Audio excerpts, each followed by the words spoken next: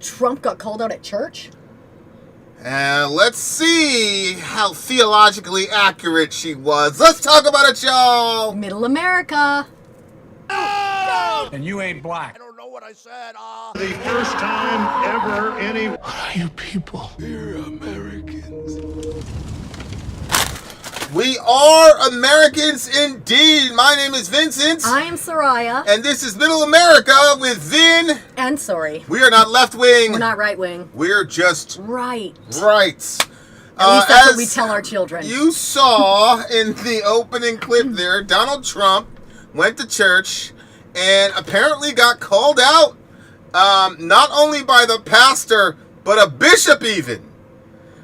So a bishop is like the boss of the pastors, like the ones really? that the ones that the pastors. They're like kind of like the main one that like runs all the other pastors, not runs them, but kind of like manages it. Yeah. That they manage. Okay, so it's a bishop. They manage the pastors in their given area.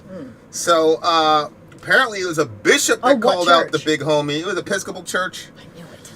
Which, you know, they're basically universalists now. You probably would not call them Orthodox. Neither would I, probably. But be that as it may, the church got put in center stage. And so anytime that happens, that gives me an excuse to talk about religious stuff.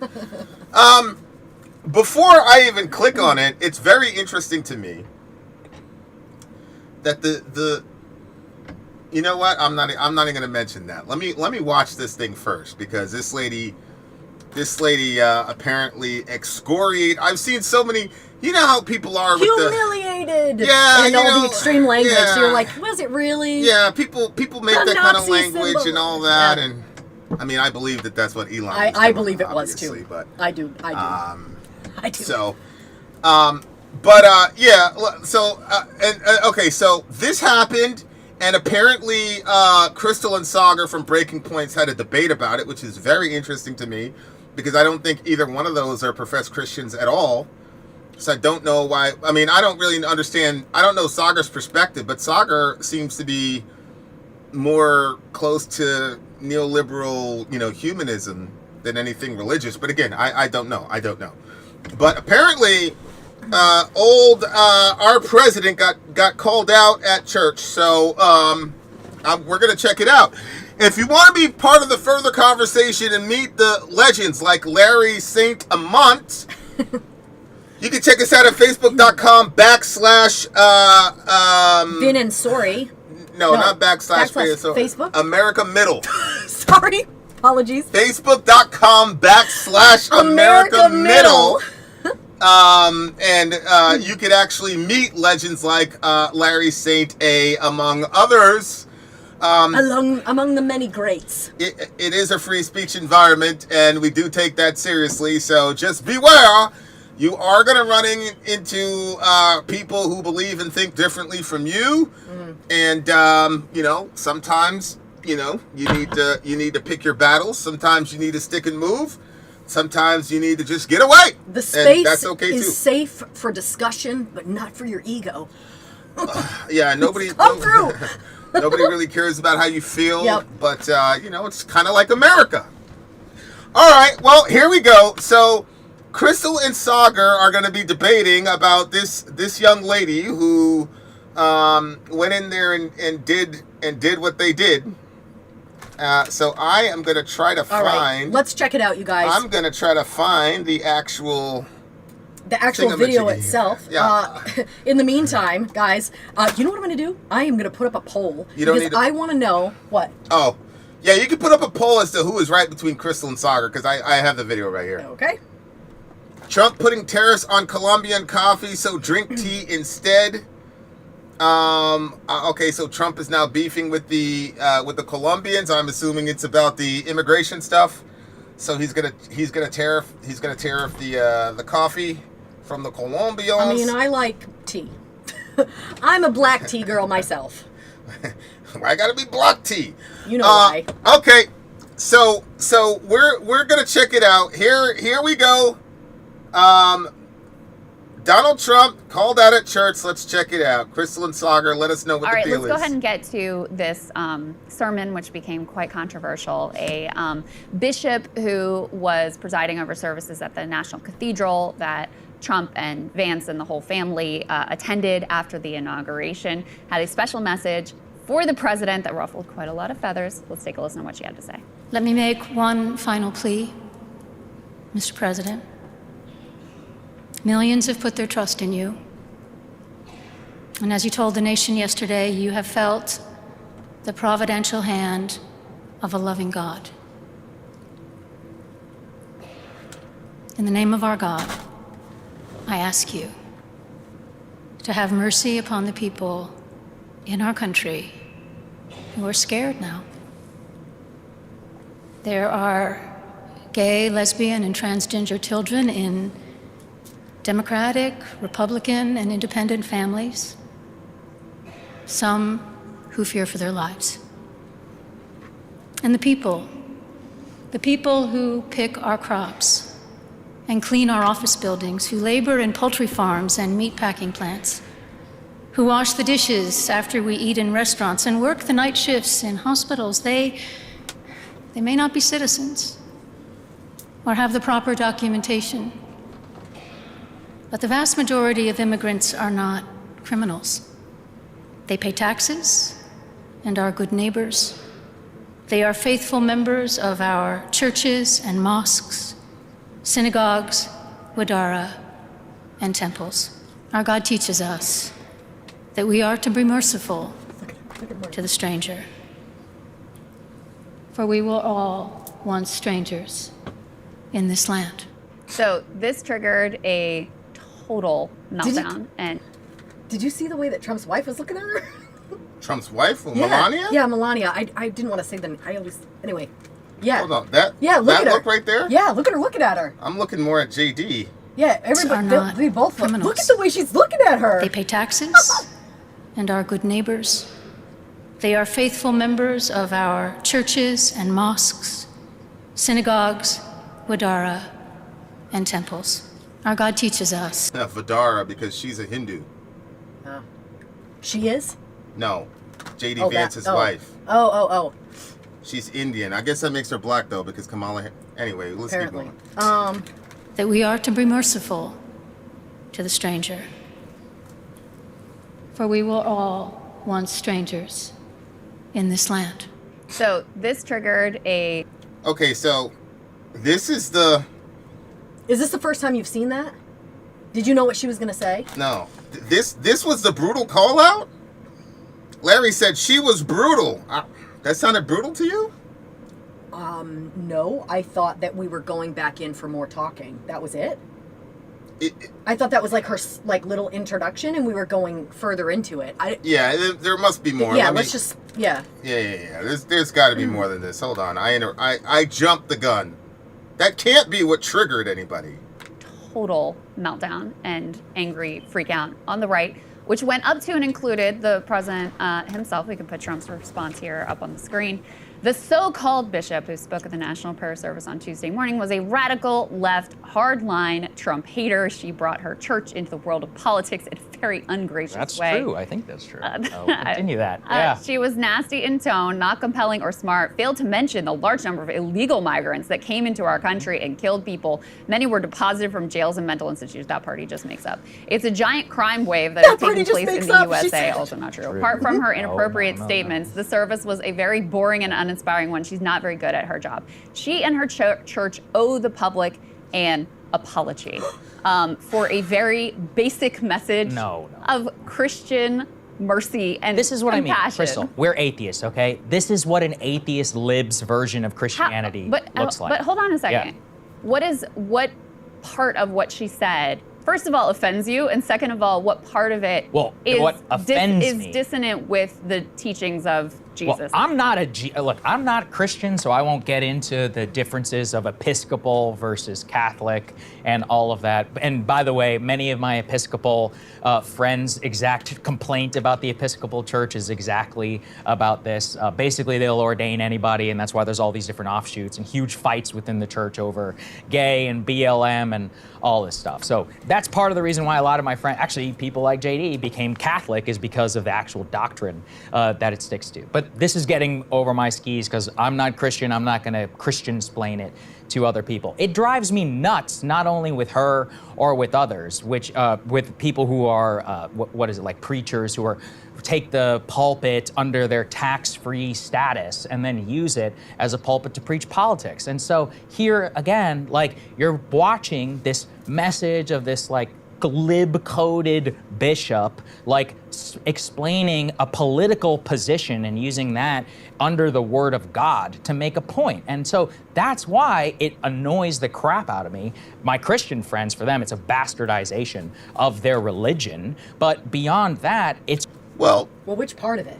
What are we talking about? What she said? Well, as a Christian, I'm glad that Saagar has said that he's not a Christian, so he doesn't have a theological dog in the fight.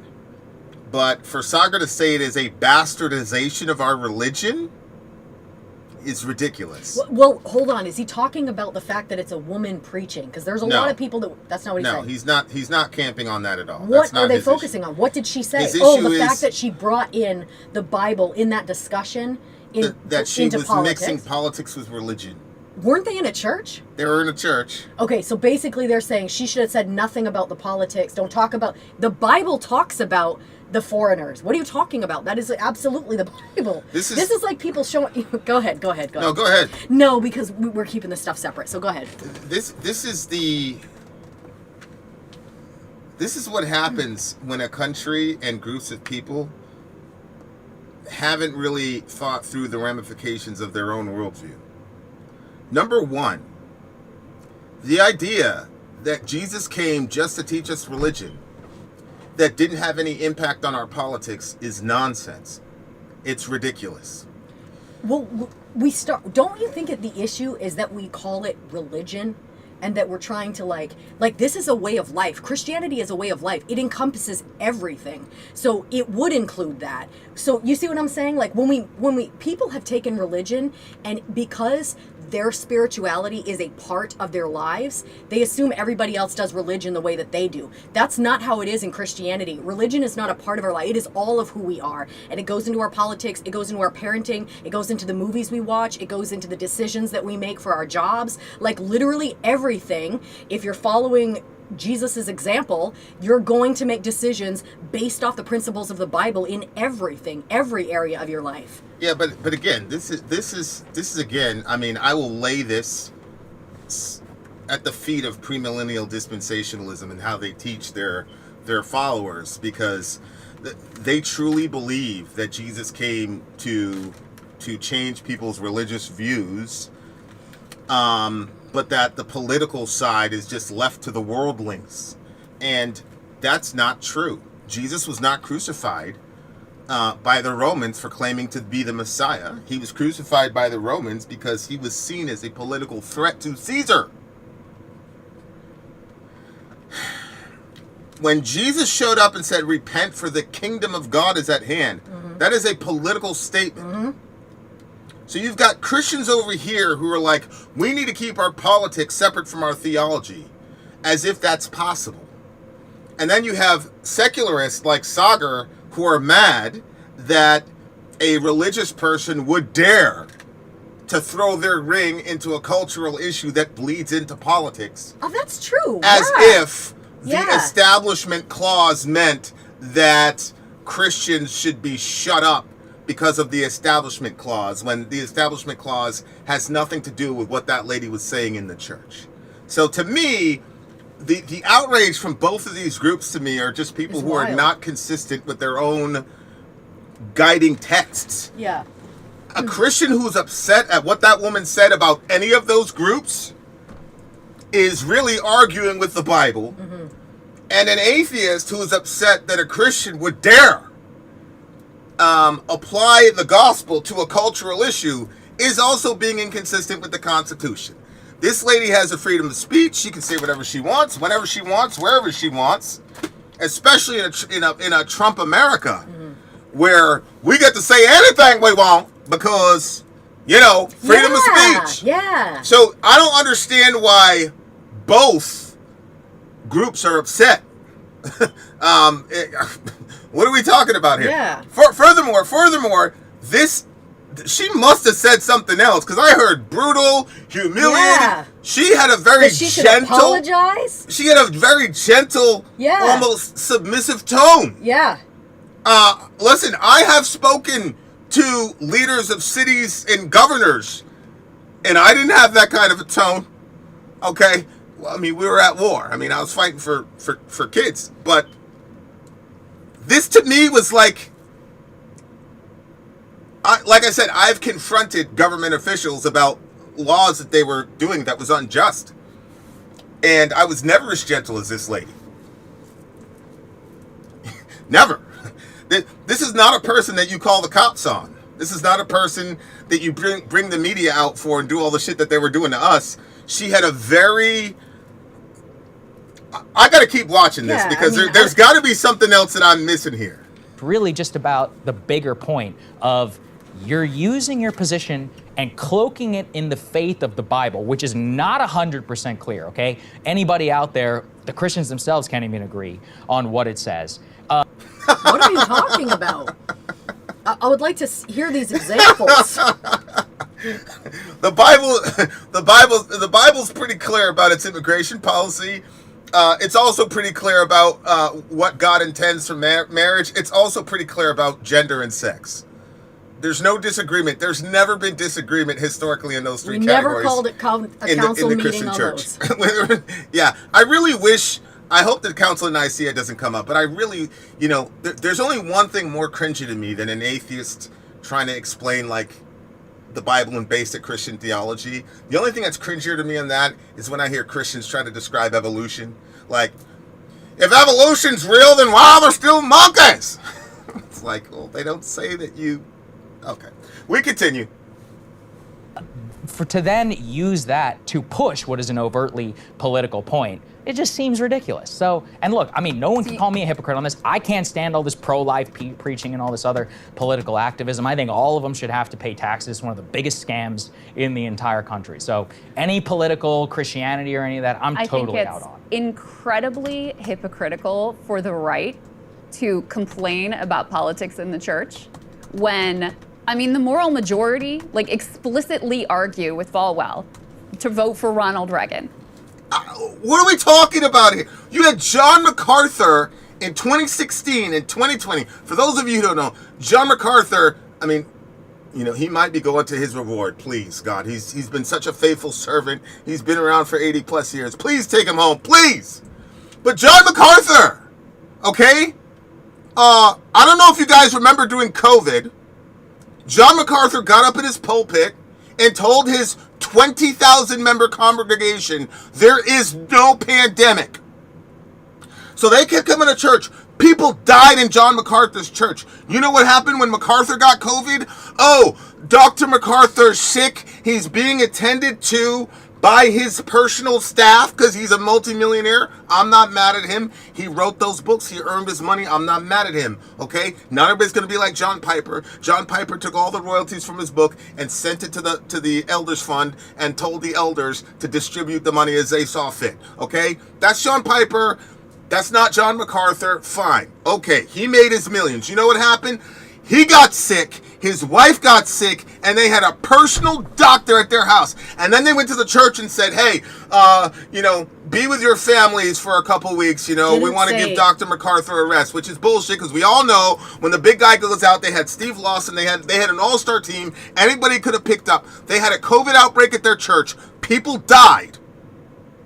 He and his wife got personal care 24/7, got nursed back to health, went back to the church, and never addressed it. That was one of the millions of things. In 2016 and 2020, 2024, MacArthur said, you cannot be a Christian and vote for a Democrat.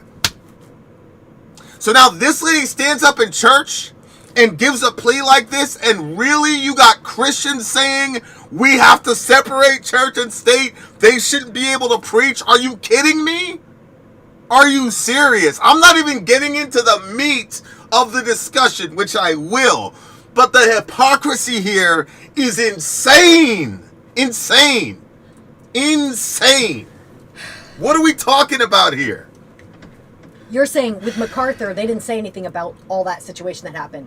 People didn't call him out for that. The Christian right That's crazy. has been influencing politics for the Israel-Palestine shit that we've all had to endure for a year would not be where it is without the evangelical Christian right. That's a fact. Go look. What are we talking about? You literally have, what's the guy's name? The pre-mill, the Blood Moons guy. What's the guy's name? The 3 Blood Moons guy. I don't know. Man, this shit is crazy to me. Unbelievable. Are we really, really serious right now? Are we really, really serious right now? It doesn't make any sense to me. John Hagee. Oh, yeah, okay. John Hagee, okay, who every other sermon is talking about Israel, and how Christians need to support Israel, and America's going to get destroyed if we don't monetarily and vocally support Israel as they're massacring Palestinian children. And then you'll have a pro-lifer come up and talk about if you don't love babies, then you're not a Christian. But your previous pastor just got off talking about how we're going to eliminate all these Palestinians from the land because they're Amalekites. Like, what the fuck? Come on. Are we really trying to argue that we don't bring religion? Like, Yeah.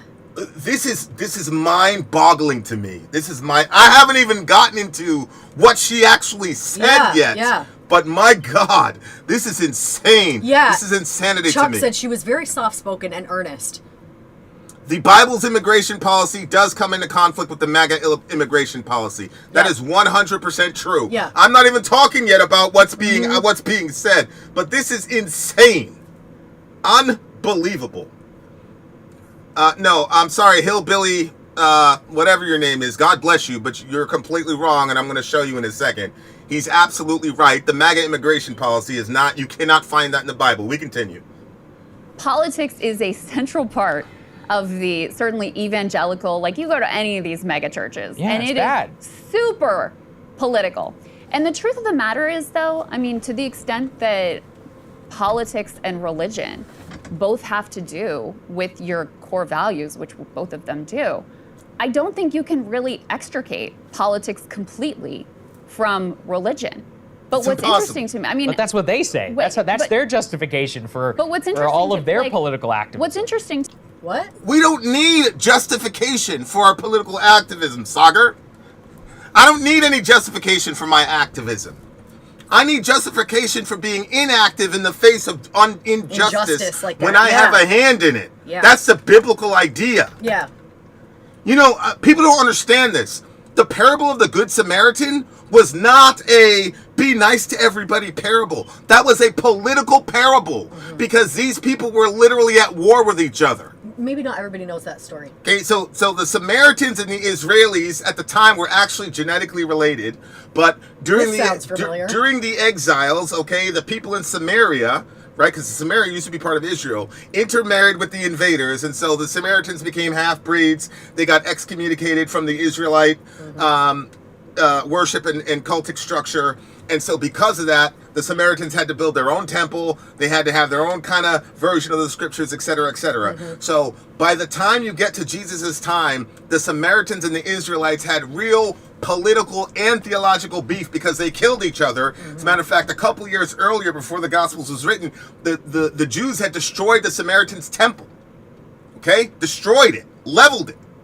So there was some real bad blood. It was so bad that when you would travel, you would actually add 3 or 4 days to your trek, so you would walk around from Samaria. So there was a theopolitical issue between Jews and Samaritans. So when Jesus tells the story of the, quote, Good Samaritan, that is also a political story. He's taking a side. Sorry.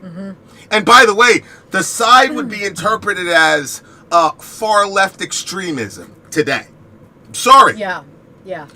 Listen. the MAGA people would have crucified Jesus, and the left-wing 58,000 genders, let's butcher babies people, would also have crucified Jesus. We continue.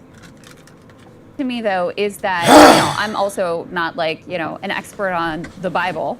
However, the teachings on immigrants in particular seem to be pretty consistent and about things like compassion and remembering their humanity. I mean, just here's one verse. He defends the cause of the fatherless and the widow and loves the foreigner residing among you, giving them food and clothing. And you are to love those who are foreigners, for you yourselves were foreigners in Egypt. So to me, it's very Beautiful. Let me get this straight. Crystal, the atheist, who's on her third marriage, can point out a clear passage from the Old Testament, by the way, which says that God cares for the orphan. That would be the people you want to abort, Crystal. And he cares for the sojourner. That would be the people you want to deport, Christians. Like, this isn't, like, the world I'm in is insane. The world I'm in is crazy. I have the hyper-feminist, pro-abortion, leftist lady with... And she's reading scripture. And she's pointing reading it out. scripture. And I've got Christians in the comment sections being against Yeah. the Bible. It's Yeah. insane. Yep. It is... Wow. But you know what? That's the thing. That is the one consistent message too. Well, that is one of the consistent messages. Is God will use anybody to get his message across. So she doesn't even want to believe that way at this point in her life. But look at her. She's reading the scriptures. She just read that Bible verse to I don't even know how many people. very telling that there is such a vociferous, angry reaction to someone who didn't even say like, don't deport them or don't do this, or She it said, just have mercy. Yeah. Show mercy and have some compassion. Yeah. Because these are human beings. Okay, but Yeah. what does To me- compassion to me, mean? that right? seems as- What does compassion mean? to me- Letting you hold stay on. here forever, To me- right? Oh. I know what compassion doesn't mean. It doesn't mean you should go dragging kids out of the schools and dragging them off to the thing. There should be some compassion in how they're doing these things. I don't know all the details of how it's happening, but some of the stuff that I've heard, I'm not sure. This sounds extremely extreme what we're doing on this topic. Like, how many people have been deported so far? Or is this just talks? Like, where are we at in the process? Well, look, they're under the Biden administration, there's over 1 million people that have already had all their papers processed, and the judgment was, you got to go back home. Biden's process was, I'm just going to look the other way.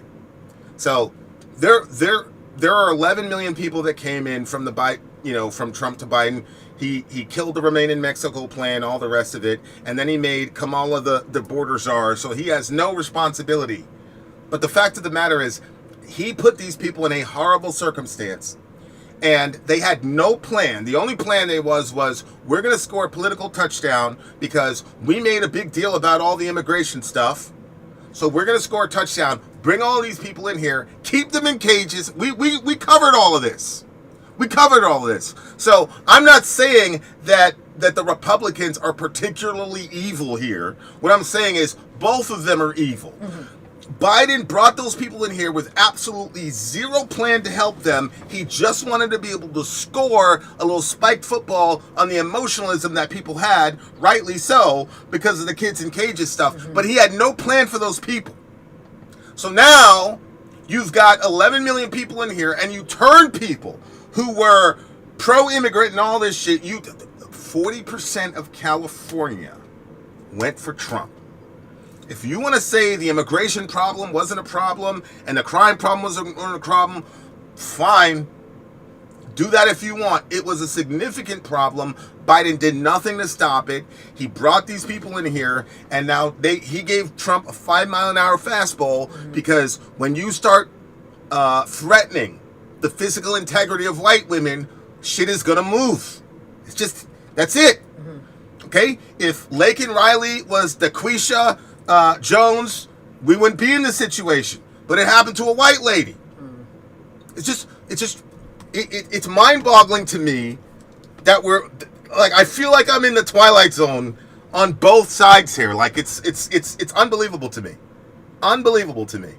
To me, that, interesting. well, she didn't say that. No, To but me- that's the implication. But to Yeah. me, the fact that there is such outrage by an entire political ideological group, by just asking to recognize people's basic humanity.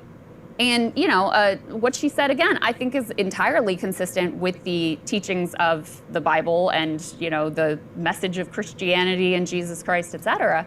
That would be received so angrily is, to me, it's very telling. Because you don't see the policy implication, Crystal, which is when she says compassion, she says, oh, they need to be able to stay here. When she said, transgender are afraid, it's like, yeah, because we... He's putting those words in her mouth. She did not say they have to stay here. She said compassion and she said mercy. Yeah. I mean, Mr. Trump just pardoned people who we saw on video attacking police officers. He pardoned those people. Now, you can square that. You could say they're repentant and a Christian virtue is mercy in the face of repentance. Okay, but a lot of those people are unrepentant. It's very hard to try to take some sort of moral high ground. And this is the same thing that happened with the Bidens. Biden let off his entire family. He pardoned his entire family, not just Hunter.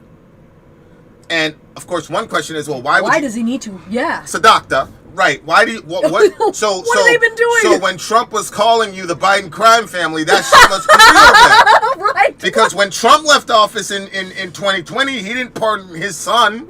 He didn't pardon any. I can't recall any Trump that got pardoned. So Biden went out and pardoned all of his family, thereby validating the Biden crime family moniker. What in the world? And then he went out and then let go. Then Trump went out and let out a bunch of violent criminals who were displaying flags that were against our country, because the Confederate flag is a flag of traitors and losers. But he gave them mercy, no problem.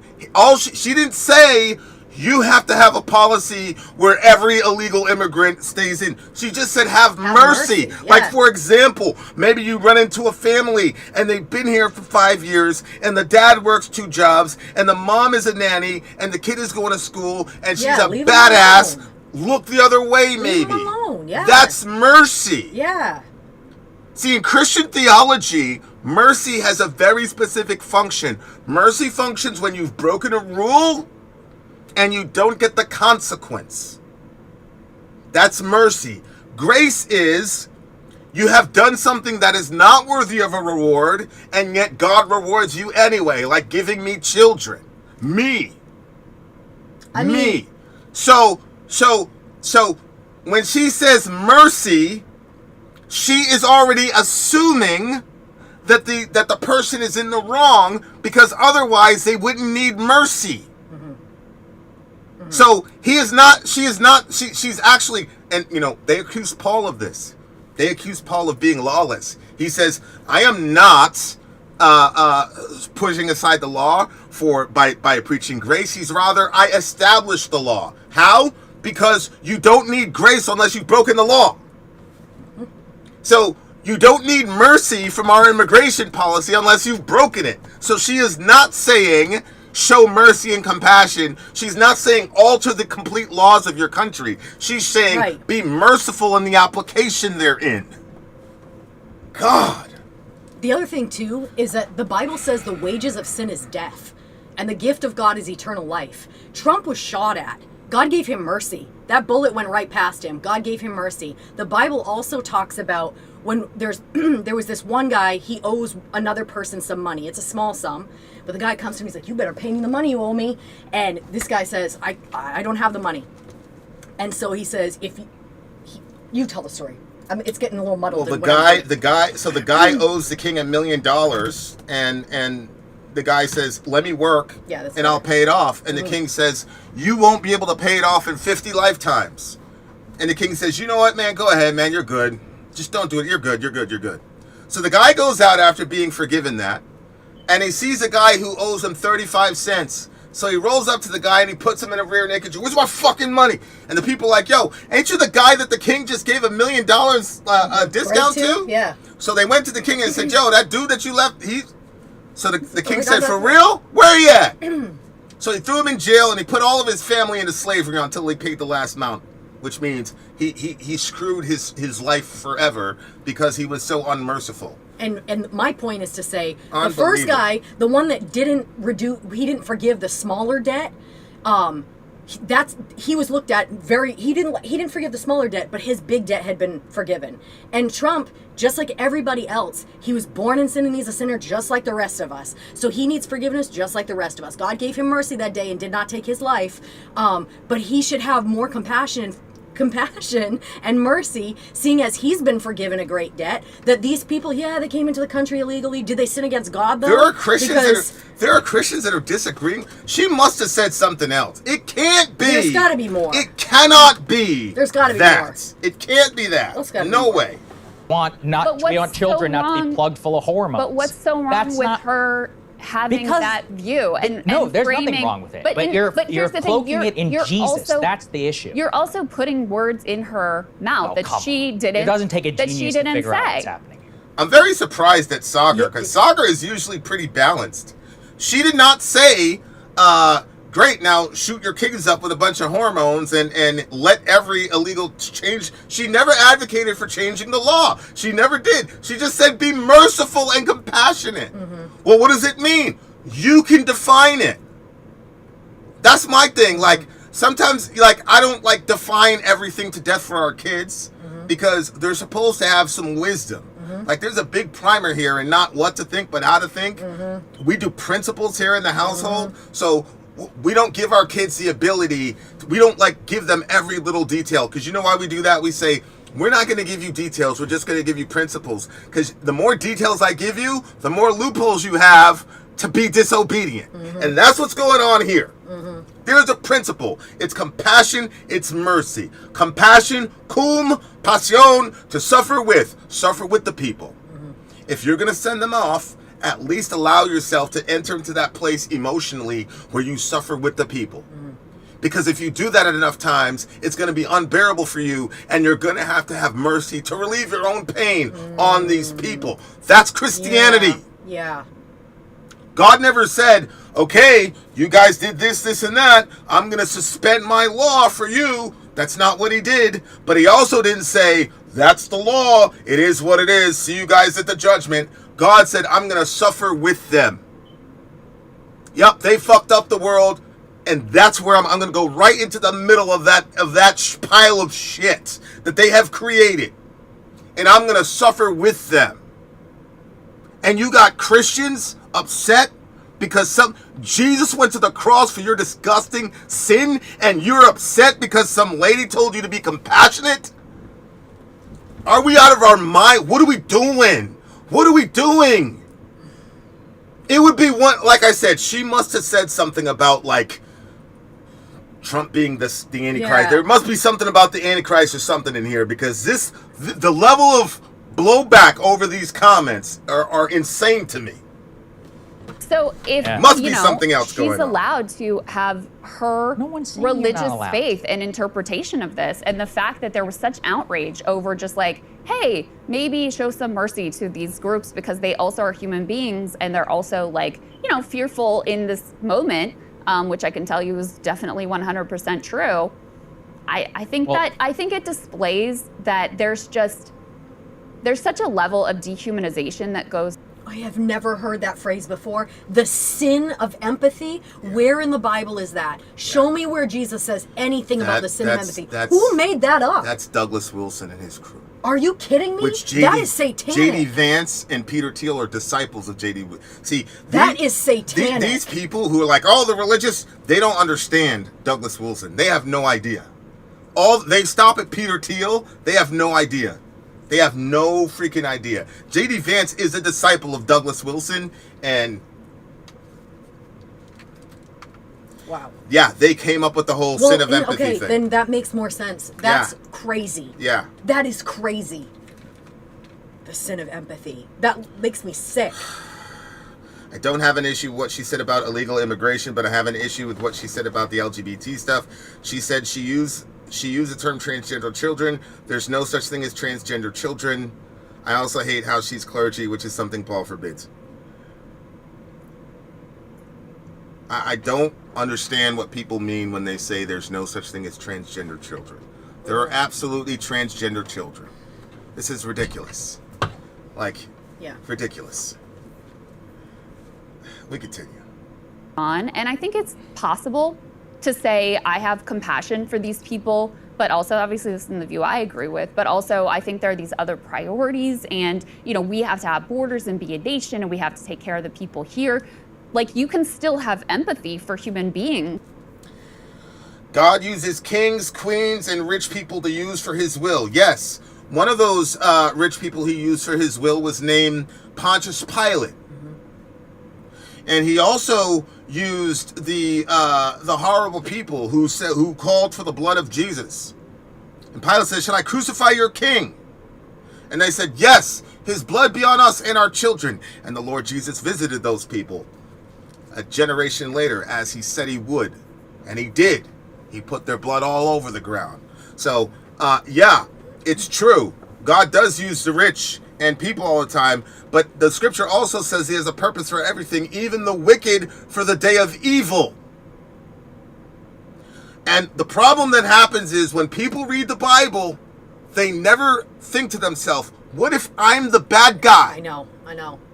What if we're the bad guys? Yep. Newsflash.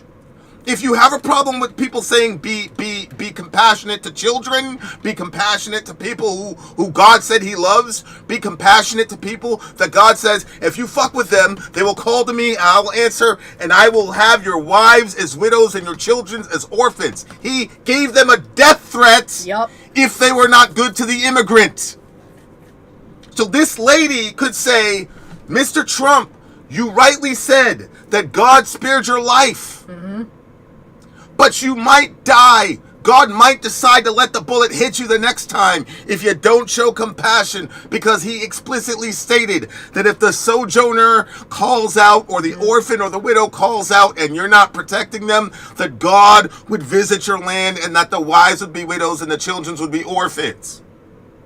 So your life is in danger if you're not merciful to those people. She could have said that. She didn't even go there. All she said was be merciful, and this is the response? That's crazy. What the hell is and then going they respond on? back with a sin of empathy. This verse says, not everyone who says to me, Lord, Lord. Now, when it says something twice in the Bible, it's like emphasis on it. So like, Lord, Lord, like they're really... Not everyone who says to me, Lord, Lord, will enter the kingdom of heaven, but the one who does the will of my Father who is in heaven.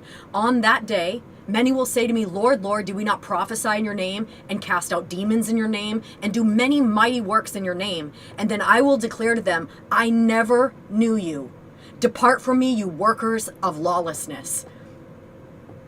That's that verse right there. Like this, there's a lot of people that are claiming the name of Christ, and this comment section is apparently very revealing. But you might be calling Lord, Lord, but if you're not following his principles and he's not the Lord of your life, he never knew you. He's saying, I never knew you. Tell me about a time when Jesus ever took a position that didn't benefit the underdog. Yeah. Tell me one time. Yeah. Who are, by and large, trying to make a better life for themselves and trying to do the best they can for their kids and their family. You can have empathy and compassion for them, but also, have a different political approach. I don't think those two things have to be dissonant. But the fact it was taken as such an attack, I don't know. It is an attack because it is a political implication. When they say compassion, we're done being psyoped into, compassion and all of this, but that means that's why they have to stay here forever. And actually, they all deserve citizenship. And, there are a lot of gay and transgender people who are scared. It's like, nobody wants you to be scared, right? But that means that, we shouldn't be... I just want people to understand, Sagar, in this, has declared himself to be an atheist who wants Christians to shut up about politics when they're in church. Mm-hmm. If your position on this topic aligns perfectly just with the atheist, we're gonna leave it right there. Beware. If you're out here amening the atheist, the guy who believes that there's no God, and that Jesus is still in the ground, what in the world? And you have no philosophical linguist or theological issue with this particular topic, you're in perfect lockstep with the atheist?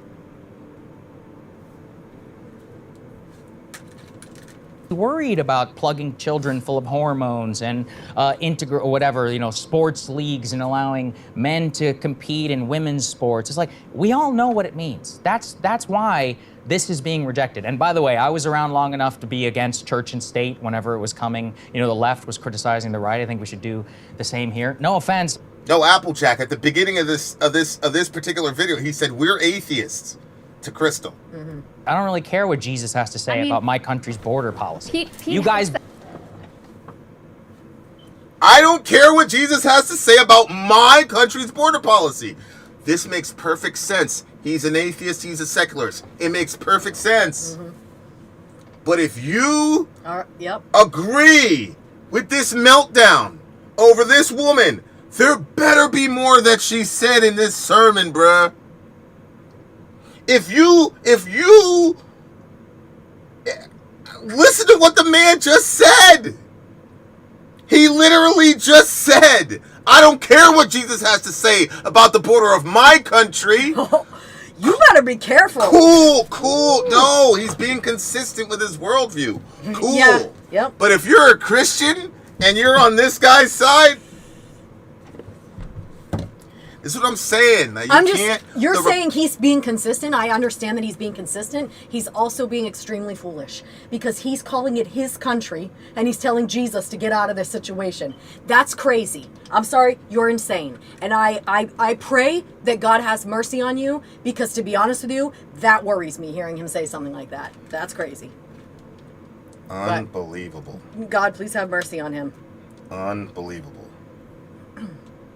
Believe whatever you want at home, okay? Pete Hegseth is a Christian nationalist who wants, to use the Pentagon to wage a holy war. Okay, that's not what he said. I don't remember you being upset. Yeah, but the lady didn't say all the things that you filled in a bunch of blanks for the lady. See, he said we all know what it means. Or both something of both of these guys are doing this. Mm-hmm. Pete Hegseth did not say, I want to create a giant crucifix. He did not say that. Mm-hmm. He did, but she extrapolated the worst possible interpretation. But Saagar doesn't realize that he's doing the exact same thing. Unbelievable. About that. Or the other, there's many. By the way, yes, actually, I am upset if there he was is a to use it for Israeli holy purposes. There is a large and significant constituency in the Republican Party that self-describes as Christian nationalists. And I don't remember any upset from you or any of these people. You've never heard me rail against Brian Mast and all these other Christian nationalist Josh psychos? Hawley. Let her finish. Josh Hawley. Okay, fine. Affirmatively describes himself as a Christian nationalist. Tell me something that he said about Israel, and I'll criticize it here happily. But here's the thing, that has been a core part of the Republican position. This very politicized version of Christianity, which many other. Why are we pretending? That's exactly right. Where did the Christ is King phrase that everybody was throwing around 6-7 months? That came out of the political. That came out of the political right. It came from right-wing Twitter. What are we talking about here? This is so crazy to me that I'm so shocked. There's got to be more that this woman said in this sermon. There has to be. Christians, including our own, Tim Alberto, we interviewed him here about his book, who many other people think is a bastardization of their religion and the teachings of Jesus Christ that puts Trump and the Republican Party against the actual teachings of the Bible. So, I don't see any upset about that on the right and the politicization of Christianity when it's used to their benefit. But this very 100%. Mild, it's not very mild it's not call for mercy for groups that are fearful right now, and justifiably so in this moment, triggers and total freak out meltdown. They were really triggered by this. It was very snowflake behavior. Oh my God, how could you? This is outrageous, blah, blah, blah. 100%. And just to give you a little bit of the reaction, I think we have Laura Ingraham here that we can go to I really play. think that it was just this. It was just what the lady said. This is we can insane. play for you to get a sense of how the right reacted to this. This is She was so arrogant. the way she didn't even acknowledge the president of the United States of America. She had an opportunity to minister the gospel. Instead of that, she is a heretic. She should never be allowed to preach the message of Jesus in her life because she's not even talking about Jesus. This is why no one's going to these. Yeah, this is why these denominations are dying. Sam. Okay, she's not talking about any of what about Jesus. Then what was Sagar melting down about? And we got this. You guys need to get together and figure out what she actually did. What was her crime? Was she talking about Jesus or not talking about Jesus? Yeah. And anytime you see a black dude on Fox News, you know what that is. Oh my gosh. You know what that is. There's only one kind of Negro that's allowed on Fox News. Jesus, God help us. But rather than a Christian service about God and country, they were forced to listen to the rantings of a lunatic. I don't think it's a good look to be fighting with a bishop. That's just me. She asked, you know what? First of all, she asked for it. She's fighting with the President of the United States. She is judging him. She feels empowered. He's in office less than 24 hours. When the country wants unity, she's pulling up the leftist progressive talking points. It's not about her in her role as a bishop. Well, that's what she is. It's about her. I don't care what she is. Okay. It's about her and her role as a politician using the church and the pulpit of the church to engage in political discussion. Am I wrong, Greg? That first dude there is the one who ran the crypto scam after speaking at Trump's inauguration. He's the Pastor Lorenzo who launched his own meme coin crypto scam in response to his position there. But, you know, I mean, here's another leftist progressive talking point in the language of Judge Jeanine from Matthew. For I was hungry and you gave me something to eat. I was thirsty and you gave me something to drink. I was a stranger and you invited me in. I needed clothes and you clothed me. I was sick and you looked after me. I was in prison and you came to visit me. Truly, I tell you, whatever you did for one of the least of these brothers and sisters of mine, you did for me. So Nope. Wait, what do you say no about? No, that's woke. That's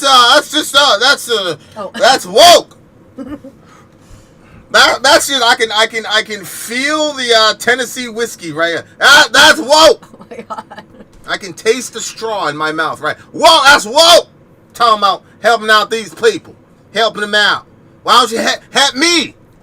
Oh my God, Jesus Christ. how is that dissonant from what Because, Crystal, this we are bishop sitting here had picking to and say choosing here? Bible verses, which have been bastardized through English now over thousands of years, and conveniently ignoring what is a Deuteronomy and all. This is what I mean. I'm not a Christian scholar. I'm not going to tell Christians what to Here's believe. You guys Deuteronomy. figure out You your are own to shit. love those who are for. That's right. I was like, oh, I'll go to Deuteronomy. Here's Deuteronomy. Yeah, here you go. You yourself. Isn't there one in there? She's killing it. Well, Stoning she's murdering him. Yeah. By the way, I have challenged credentialed PhD, literal PhDs on immigration to debate. They won't do it. They won't do it. And it's not because I'm a good debater. It's because they know that the Bible only has one message about immigrants. That's right. One. That's right. Wow. God, help me. God, Jesus, help me with these people. Help me with these people. You know, oh my God. Seriously, if you're a Christian, please help me, man. Because if all of y'all had a meltdown over this little 5'3" white lady begging Trump to be compassionate, if that's the reason you had a meltdown, oh my God. You did for me. So how is that dissonant from what Because, Crystal, this we are bishop sitting here had picking to and say choosing here? Bible verses, which have been bastardized through English now over thousands of. I love it. Bastardized through English. Sir, the passage is in Koine Greek. It was a common street language, not very difficult. I have the Koine Greek in my Bible right now. I also have the Aramaic, and I also have the Septuagint. But I love it. Like, he already admitted, I don't know anything about the Bible. Yeah. And then he comes out and says, it's been bastardized over 100 years. now you're an expert. But you have no idea what the hell you're talking about. You just admitted it. Unbelievable. And then he quotes Deuteronomy. She had Deuteronomy lined up. I know she had Deuteronomy lined up because I've had this conversation with these people. This is insane. Hey. Years, and conveniently ignoring what is a Deuteronomy and all. This is what I mean. I'm not a Christian scholar. I'm not going to tell Christians what to Here's believe. You guys Deuteronomy. figure out You your are own to shit. love those who are foreigners. No, Hunter, no. The left and the right are not wrong. You're completely wrong on this. You're completely wrong. There absolutely are transgender children. This is insane. We're just being crazy now. There's no such thing as transgender children. Yeah. Stop. Why are you saying there's no such thing? Of course Wait a there are minute. What he might be saying is that you can't actually transition somebody from female to male. Maybe that's what he's saying. Like, he's saying that there's no actual category. But people have but that's transitioned. That's a ridiculously unhelpful thing to say. I know, but we can because talk when about she it. talks about have mercy on transgender children, we know what we're talking about. Mm-hmm. We're talking about kids who identify that way. Yeah. So to say there's no transgender children is just stupidity to me. Uh-huh. I see. I don't care. But maybe I don't care. I don't care. I don't care. Right. You yourself Isn't there one in reporters there in about stoning people and Sodom and Gomorrah and all that? Why are we ignoring that? What about the Sodom and Gomorrah?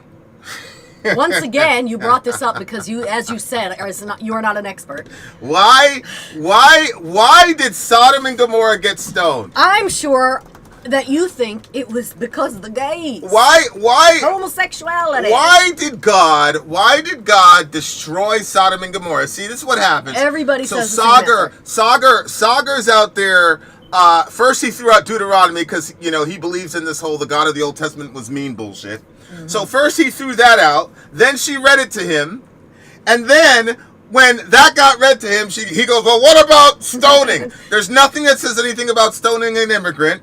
And then he brings up Sodom and Gomorrah, which is really, really, really instructive. Yes, it is. For our passage. Yes, it is. For this discussion. It's going to be helpful. Here's the Bible. Here is a Levitical priest. This guy is a guy who knows about what the rules are, okay? Here is what he says. This was the sin of your sister. Wait.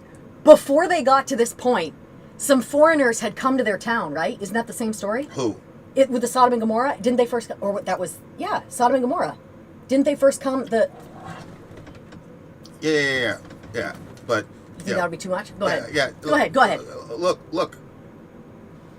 Here we go. Now, if you lived in America at any time, they're going to tell you that Sodom and Gomorrah was destroyed because they were gay.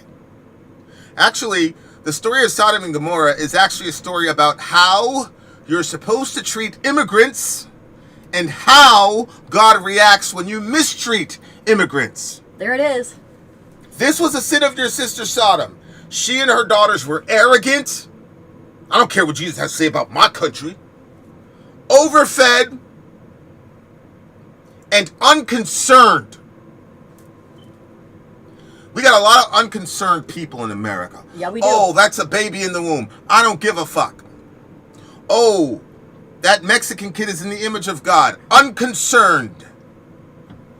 I mean, they did not. The kids in Palestine were eating condiments at some points because they were not letting any food through. Here's hillbilly. So all of us here are overfed. Sodom and Gomorrah got nuked. Yeah, they got nuked because they were arrogant, overfed, and unconcerned. Mm-hmm. How were they arrogant? Well, how, Lord? Just general arrogance? Were they really good at math? They did not help the poor and the needy. They were haughty and did detestable things before me. Therefore, I did away with them, as you have seen. Now, I know a lot of men who identify as homosexual, about 2 to 3% of the population. Women are about 3 to 5, which means that about 97% of us don't struggle with homosexuality. So when we talk about Sodom and Gomorrah, that's what we're going to point to. We're not going to talk about the arrogance. We're not going to talk about the very real fact that most of us are overfed and overweight. Mm-hmm. And we're not going to talk about our apathy in the face of human suffering, especially human suffering that was created by the comfort demands of our country. That's why Sodom and Gomorrah was destroyed according to the Bible. Now, you and I both know that if Ezekiel would have stood up in his church and read this, Sagar and the rest of them would have crucified him. Because this lady was just begging the man to be merciful, and you saw what happened. What would have happened if Ezekiel would have showed up and said this shit? This is insane. This is absolutely insane. Mm-hmm. If you, first of all, I don't believe that an antichrist is going to take over the world, okay? Like, I don't believe in that whole whatever. But Christians, we can argue about it. But if there was going to be an antichrist who took over the world, Donald Trump is a template. And I'm not even saying it about him. I'm saying about the people around him.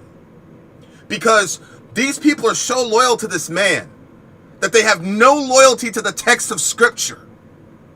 You were an actual minister of the gospel, and you got up there on Fox News in front of all them white folks and said that the woman was a heretic for pleading the Sermon on the Mount? That's crazy.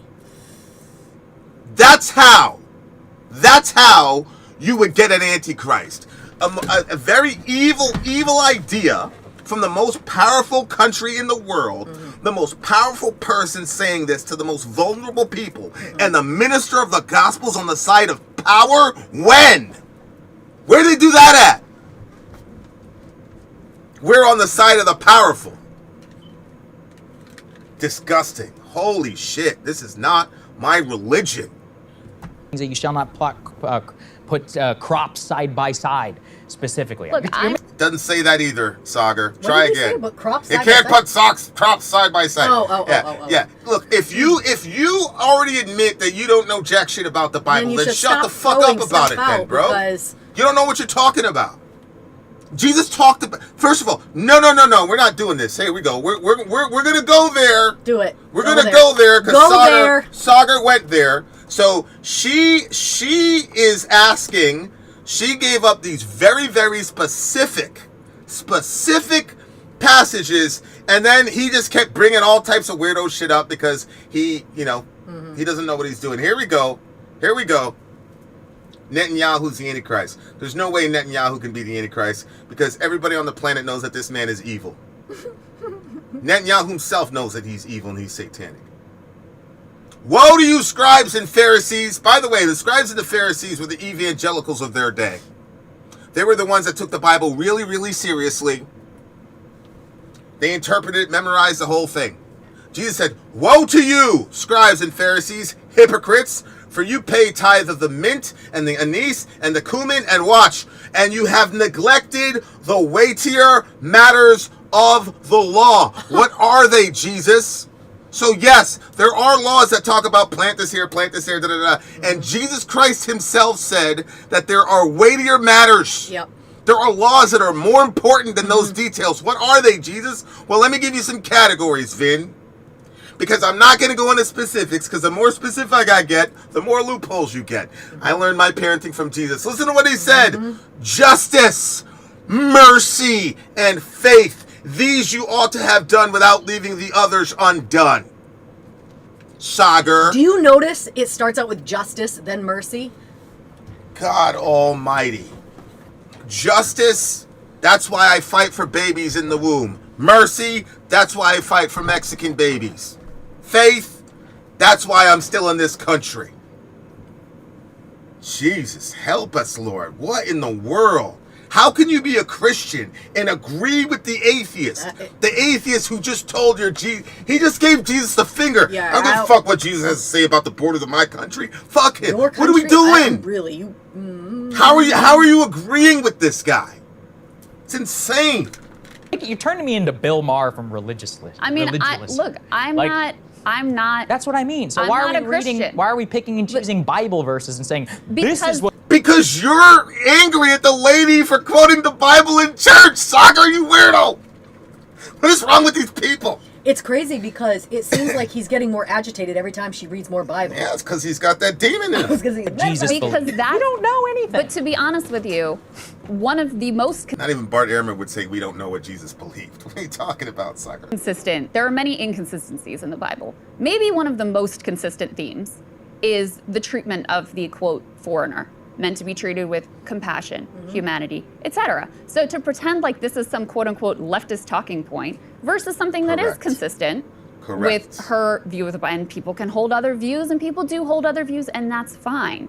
But it's just, to me, it's very interesting. Because we're how outsiders outraged, trying to look how into outraged this was, how much outrage this generated, especially because the group that primarily weaponizes Christianity and uses it to justify things that, in my opinion, should not be justifiable is the right and has been, Okay, concertedly but using let's that flip over it around. many decades. One correct? of the biggest pushers of BLM and so quote unquote racial justice has been specifically Episcopal churches and others. Walk around DC and look at all those signs with the One BLM of the big flags. pushers of the, anti-woke and anti-COVID. No, I don't agree with the atheist at all here. I don't. But you know my thought process pretty well. So if I'm saying something that's inconsistent with something I've said before, let it out. We continue. Restrictions, etc., have also been religious Yes, groups. I agree. And the right has no smoke for them whatsoever. So You're again, straw man argument but here, where it's like you're pointing out just because some people have been hypocritical that this is some empirically good. It's not good. It's No, always what I'm bad. pointing- We what don't I'm- live no. in a Christian country, nor but should what we. I'm pointing out is that It is amazing. Like, look, when LGBT people or pro-abortion people are angry about the influence of religion in America, I understand. It's something like that's their topic. Because it's directly, yeah. We've just found Sagar's, the mask is off. Yeah. This is what really pisses Sagar off about Jesus. And I'm so glad that it's incarnated in this very reasonable right wing, because both of these people are atheists. Okay? But one of them loves a version of God that the other hates, and vice versa. And if you think that because you're on the right, that qualifies you as being a lover of God, this is a guy that is clearly hostile to the lordship of Jesus Christ over, quote, his country. Very interesting. it is interesting to me that a very mild message of have mercy and see people's humanity is treated with such visceral horror and outrage Crazy to me. by a group of people. I mean, of and course to me, you would see it but because to it me- aligns with your worldview. No, to me, it is an indication of, like, I think a political ideology that does not see people's humanity and is outraged at the suggestion that you should see people's humanity, I think that's sick. I do. You think it's sick? You think it's sick, Crystal? You think it's sick? So what if I said, Crystal, you should see the humanity of the baby? Crystal, what would you be saying if Joe Biden got reelected and he ended up in a church and Soraya was out there preaching and then she looked and said, Mr. Biden, please have compassion on those human beings in the womb? The hypocrisy of everybody in our country is so crazy.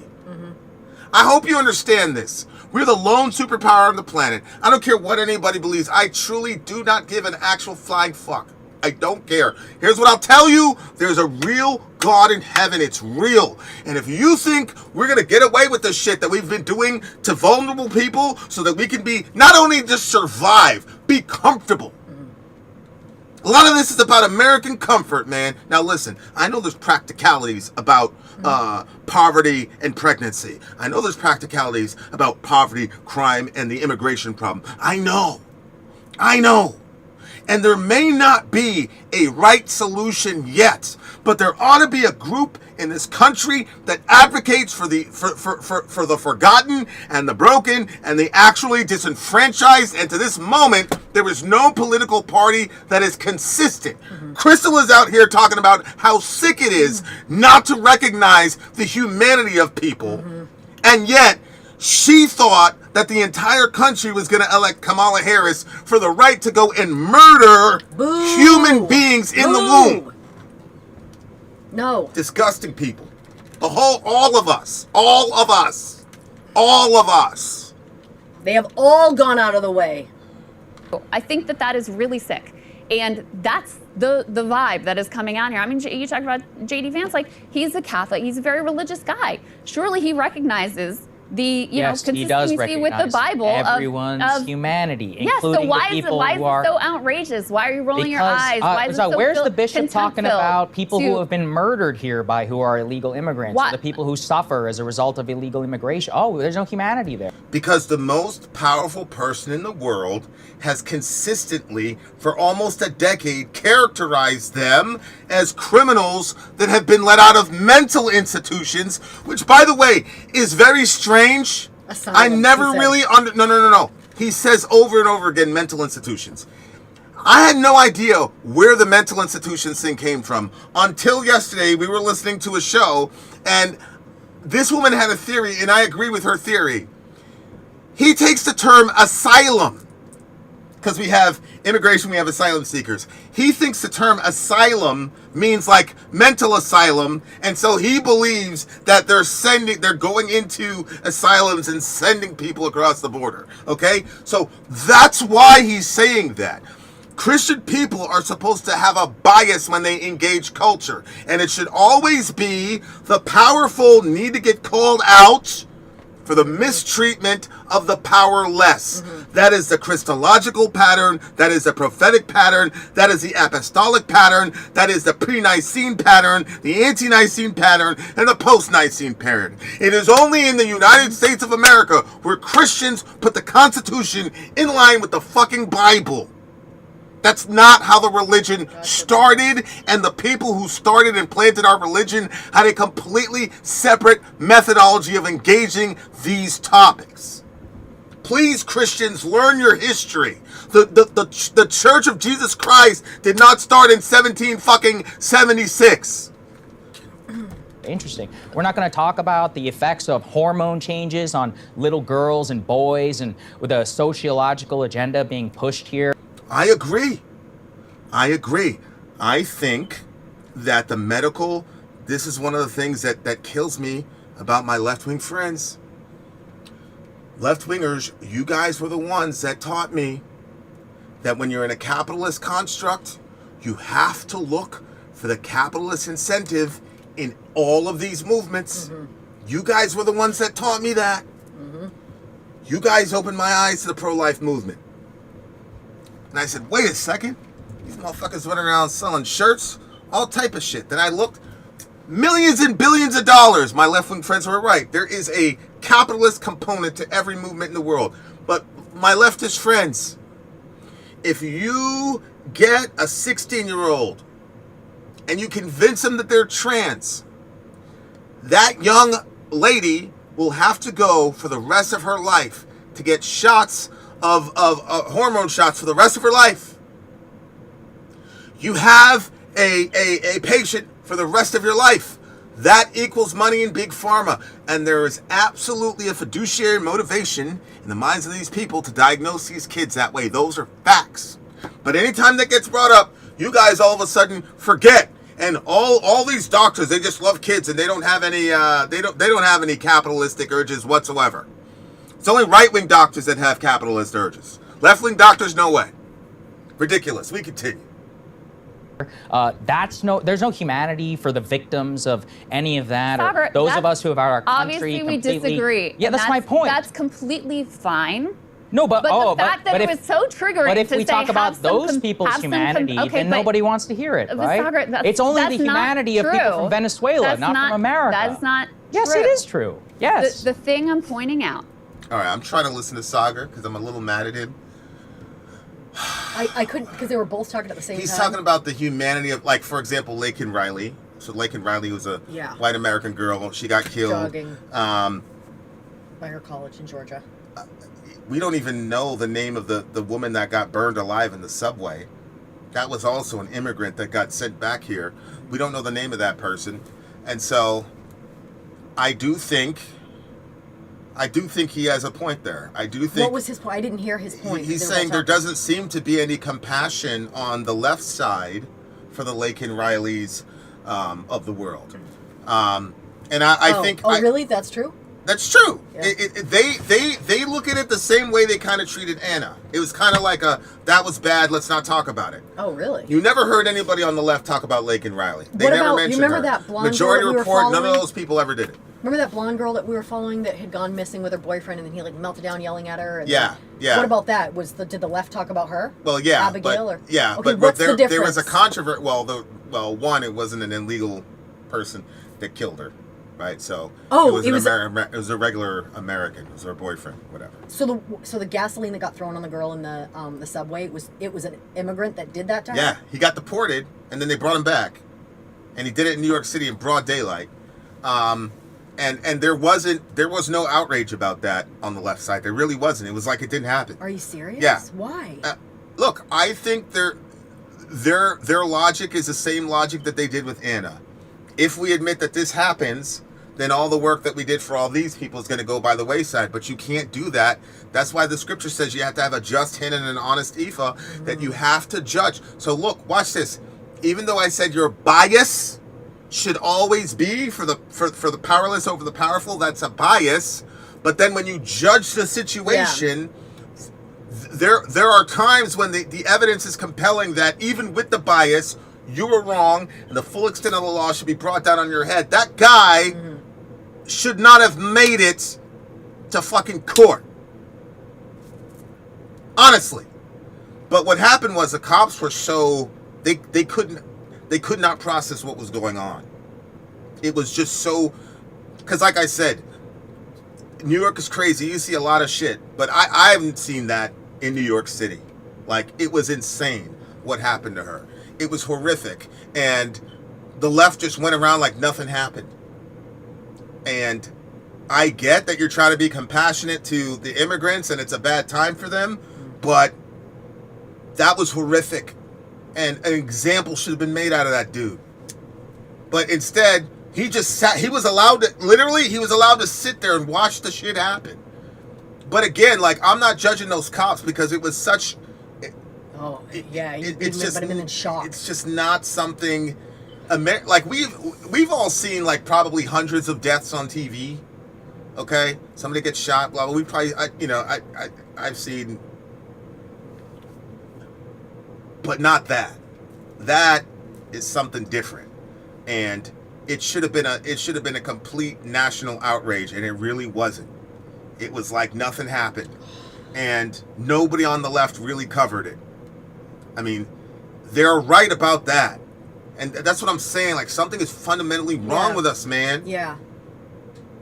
Something is fundamentally wrong with us. You hear that shit happen to Anna, and the first thing people do is try to politicize it and tell her to shut up because people are gonna get the wrong impression against the unhoused. Well, I worked with the unhoused, and some of them are fucking criminals. Absolutely, some of them are on man.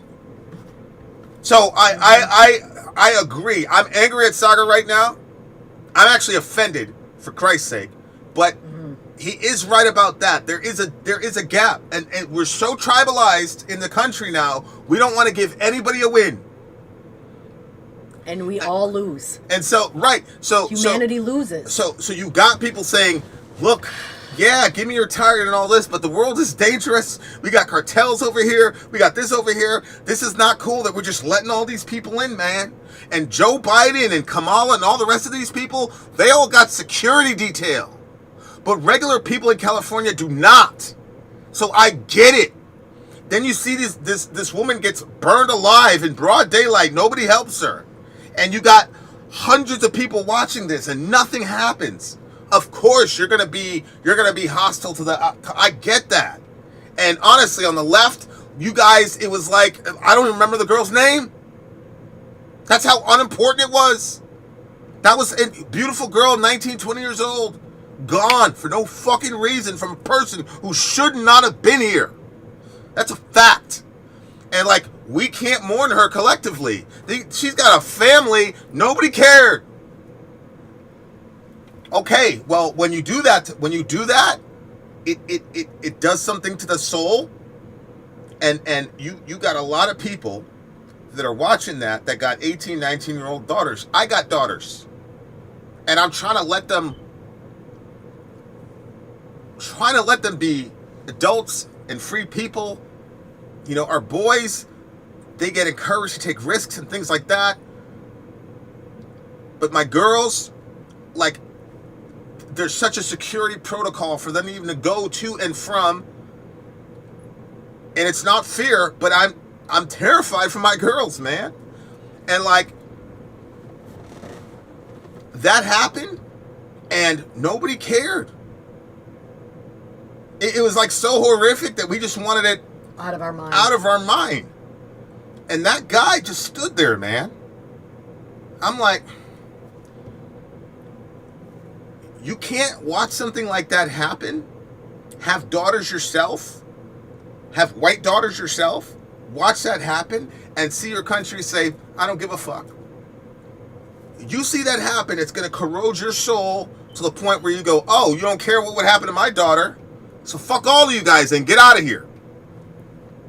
So we're too extreme. We're too extreme. I'm sorry. I'm sorry. But if you're a violent offender, you came into this country, but you're a violent offender, you got to get the fuck out, man. I have no problem with that. Oh, you're going to separate them from their father. I don't care. You got to go. You got to go. And I'm saying that out of compassion for the other ones, people who haven't done that. Because the fact of the matter is, if it wasn't for you silly people this wouldn't be who on are the coming table here right to now. literally rape this country, Yep. you just fucked it up for everybody else. Paola is out there working her ass off trying to learn English, doing double times, getting fucking tutors, all type of shit, and you just put her in danger because your dumbass had to go and, oh, Los Zetas, whatever. That's why I have no problem, man. Trump, go down there and fucking wipe those people out, bro. Because if it would adjust, see, this is what happens. The left says, oh, you're taking away the landscapers and blah blah blah. If it was just those people, there would be no fucking arguments. But it's not just those people. And you guys had 4 years at it and you did nothing. You turned New York into the Wild West. You turned fucking Chicago. Chicago is what it is. I'm sorry. But California's a mess. those blue state policies relative to crime hardened the hearts of people on the other That's side. what happens. That is what happens. You cannot tell a woman you can walk down the street and be sexually assaulted. Shut the fuck up, don't say anything. You cannot tell a father your daughter can be on the train exhausted from school and work and not make it home because some weirdo set her on fire and nothing will happen. You can't do that to people and then expect them not to be hardened. She made this really basic point about the humanity of people who are LGBT or the people who are migrants, and it caused them to be so upset. Why? Why is it not okay to think about Because those we people's see humanity? it Why is for it what it cringe? is. Why is it something that should be filled with contempt? Why does it trigger all of this rage? People should be viewed with humanity, including, yes, the victims of any manner of crimes and their families, etc. Of course, they should be seen as human beings and treated with humanity. And throughout history, that actually has been a radical view. That is part of what was radical about the original teachings of Christianity. And to see it be so enraging. She's right. We talk about this in the Bible bookies. Go look at your history. The idea that all human beings, no matter where they were, that's a Jesus thing. I'm sorry. Go look at it. Even Plato thought women were inferior. That's a Jesus thing. And I just want to point out one thing. I love hearing Crystal on this topic.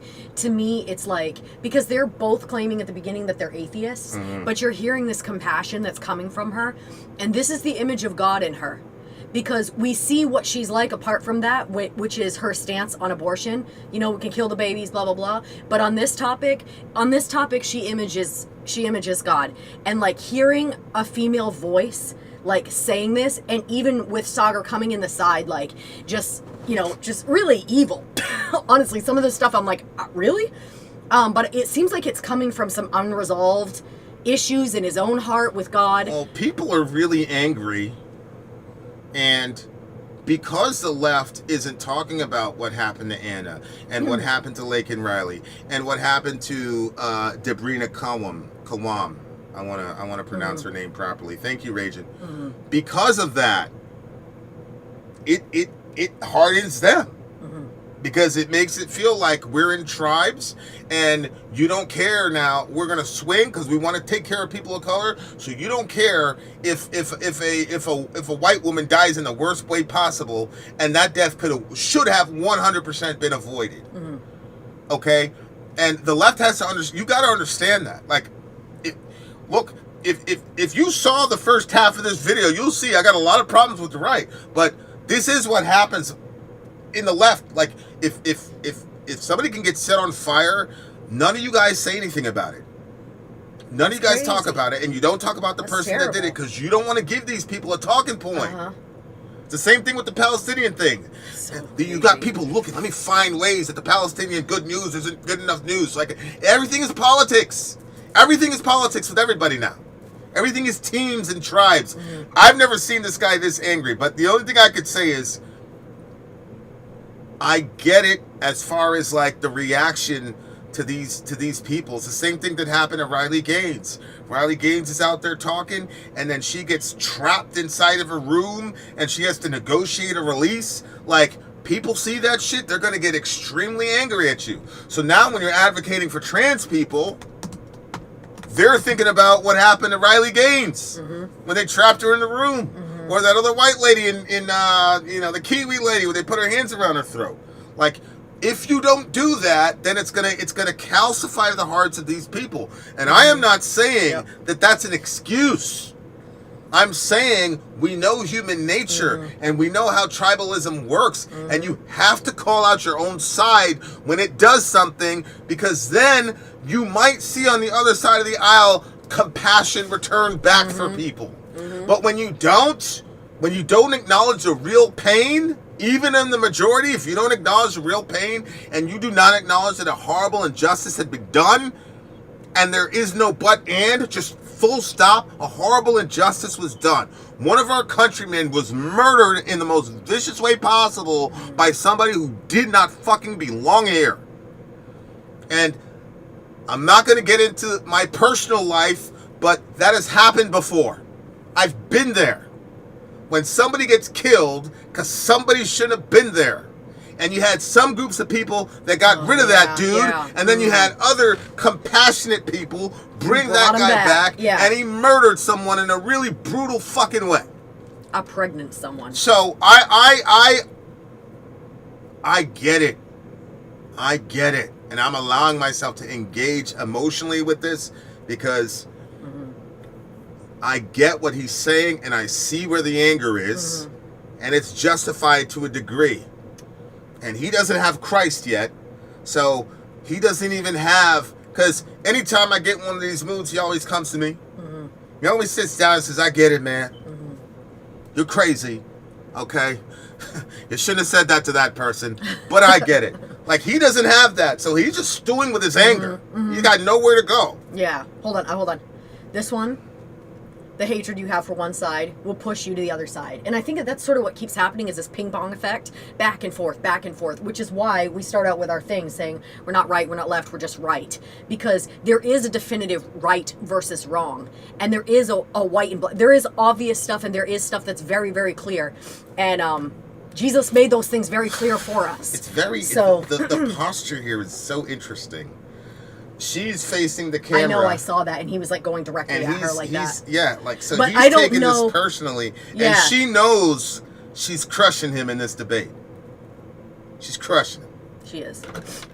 To have someone just say, like, hey, have some compassion, I just think it's interesting. Okay, I think we understand the point that you're trying to make, which is that right-winger Christian nationalists and all those people are hypocrites, which I don't even disagree with. That's part of the thing. I want us actual separation of church and state. The point is all of us can read between the lines now in America. When certain things are said, like, oh, please don't forget. And by the way, she was making an explicitly political point. These are the people who wash our dishes. These are the people who whatever. Is that untrue? Well, what she's trying to say is don't deport them, right? Is that we should consider that their role is so.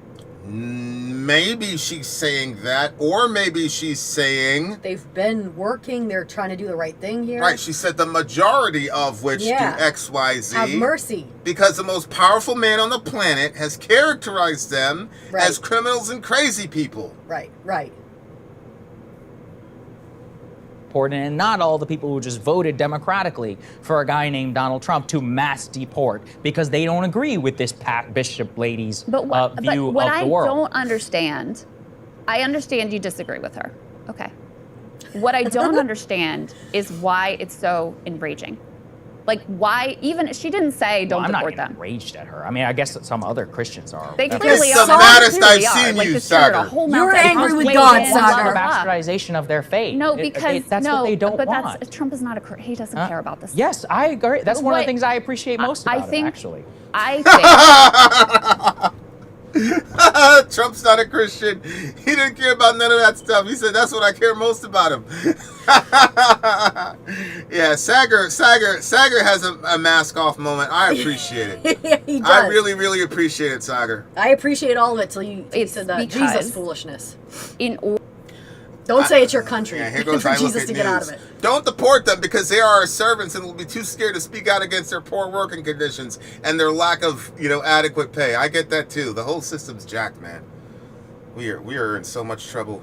like a core part of the philosophy has become like not just the policies, but you saw it with, for example, there was that video going around of the woman who had her CBP1 app appointment canceled, and she was bereft, right? And this is not someone who was trying to cross the border illegally. This was someone who was trying to go through the process that was set up by the United States government. And maybe you think By the Biden administration, and maybe she thinks yeah. you think she deserves a place in this society, and maybe you don't. But this is a human being, right, who is clearly going through it and just devastated when 20 minutes before her CBP1 appointment, it's canceled.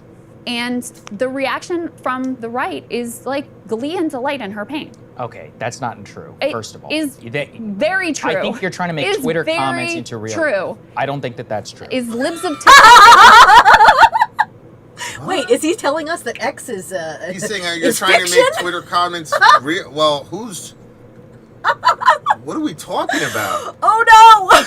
I've seen... Your mind is turned to mush. I've never about? seen him so irrational in my life, honestly. I'm sure he understands how important Twitter was. I'm sure if I looked at the Twitter files and the Twitter takeover, he's going to say that Twitter's a very, very important tool for the zeitgeist relative to being able to figure out what people believe. Influential voice on the right. Sure, but Yes. is she the only Yes. person on the right? And No. so, but Sagar, there's a significant, and it's the same. Okay, it's the again, same like, we can energy. play this game It's all the day same long. energy here of you can have compassion for migrants and also say, you know what, they don't have a claim on our society, and it's unfortunate, but like we have limited resources and we have a border. But I feel, but like I understand that, by the way. Full disclosure. I, as a Christian, believe that I could never vote explicitly to destroy whatever with these immigrants, because biblically, all it says is accept them.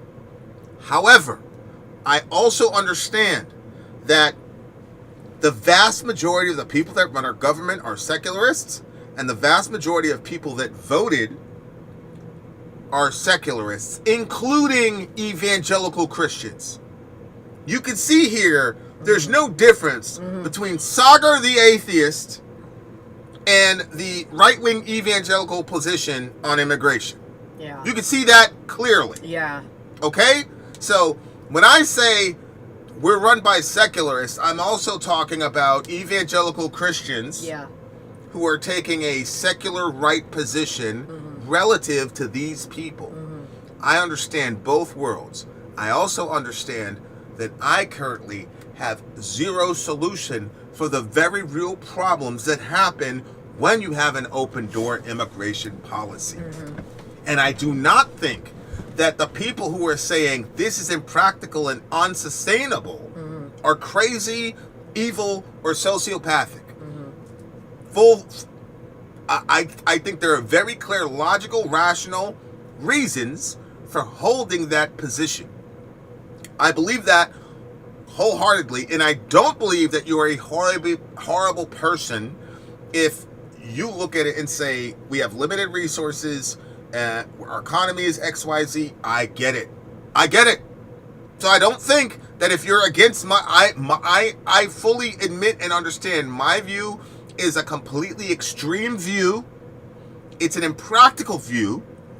And it's a view that I hold only because of my faith. I believe that there is a workable solution. I believe that if people who had a biblical worldview got together and put their heads together, we could come up with an elegant and beautiful way to solve that problem.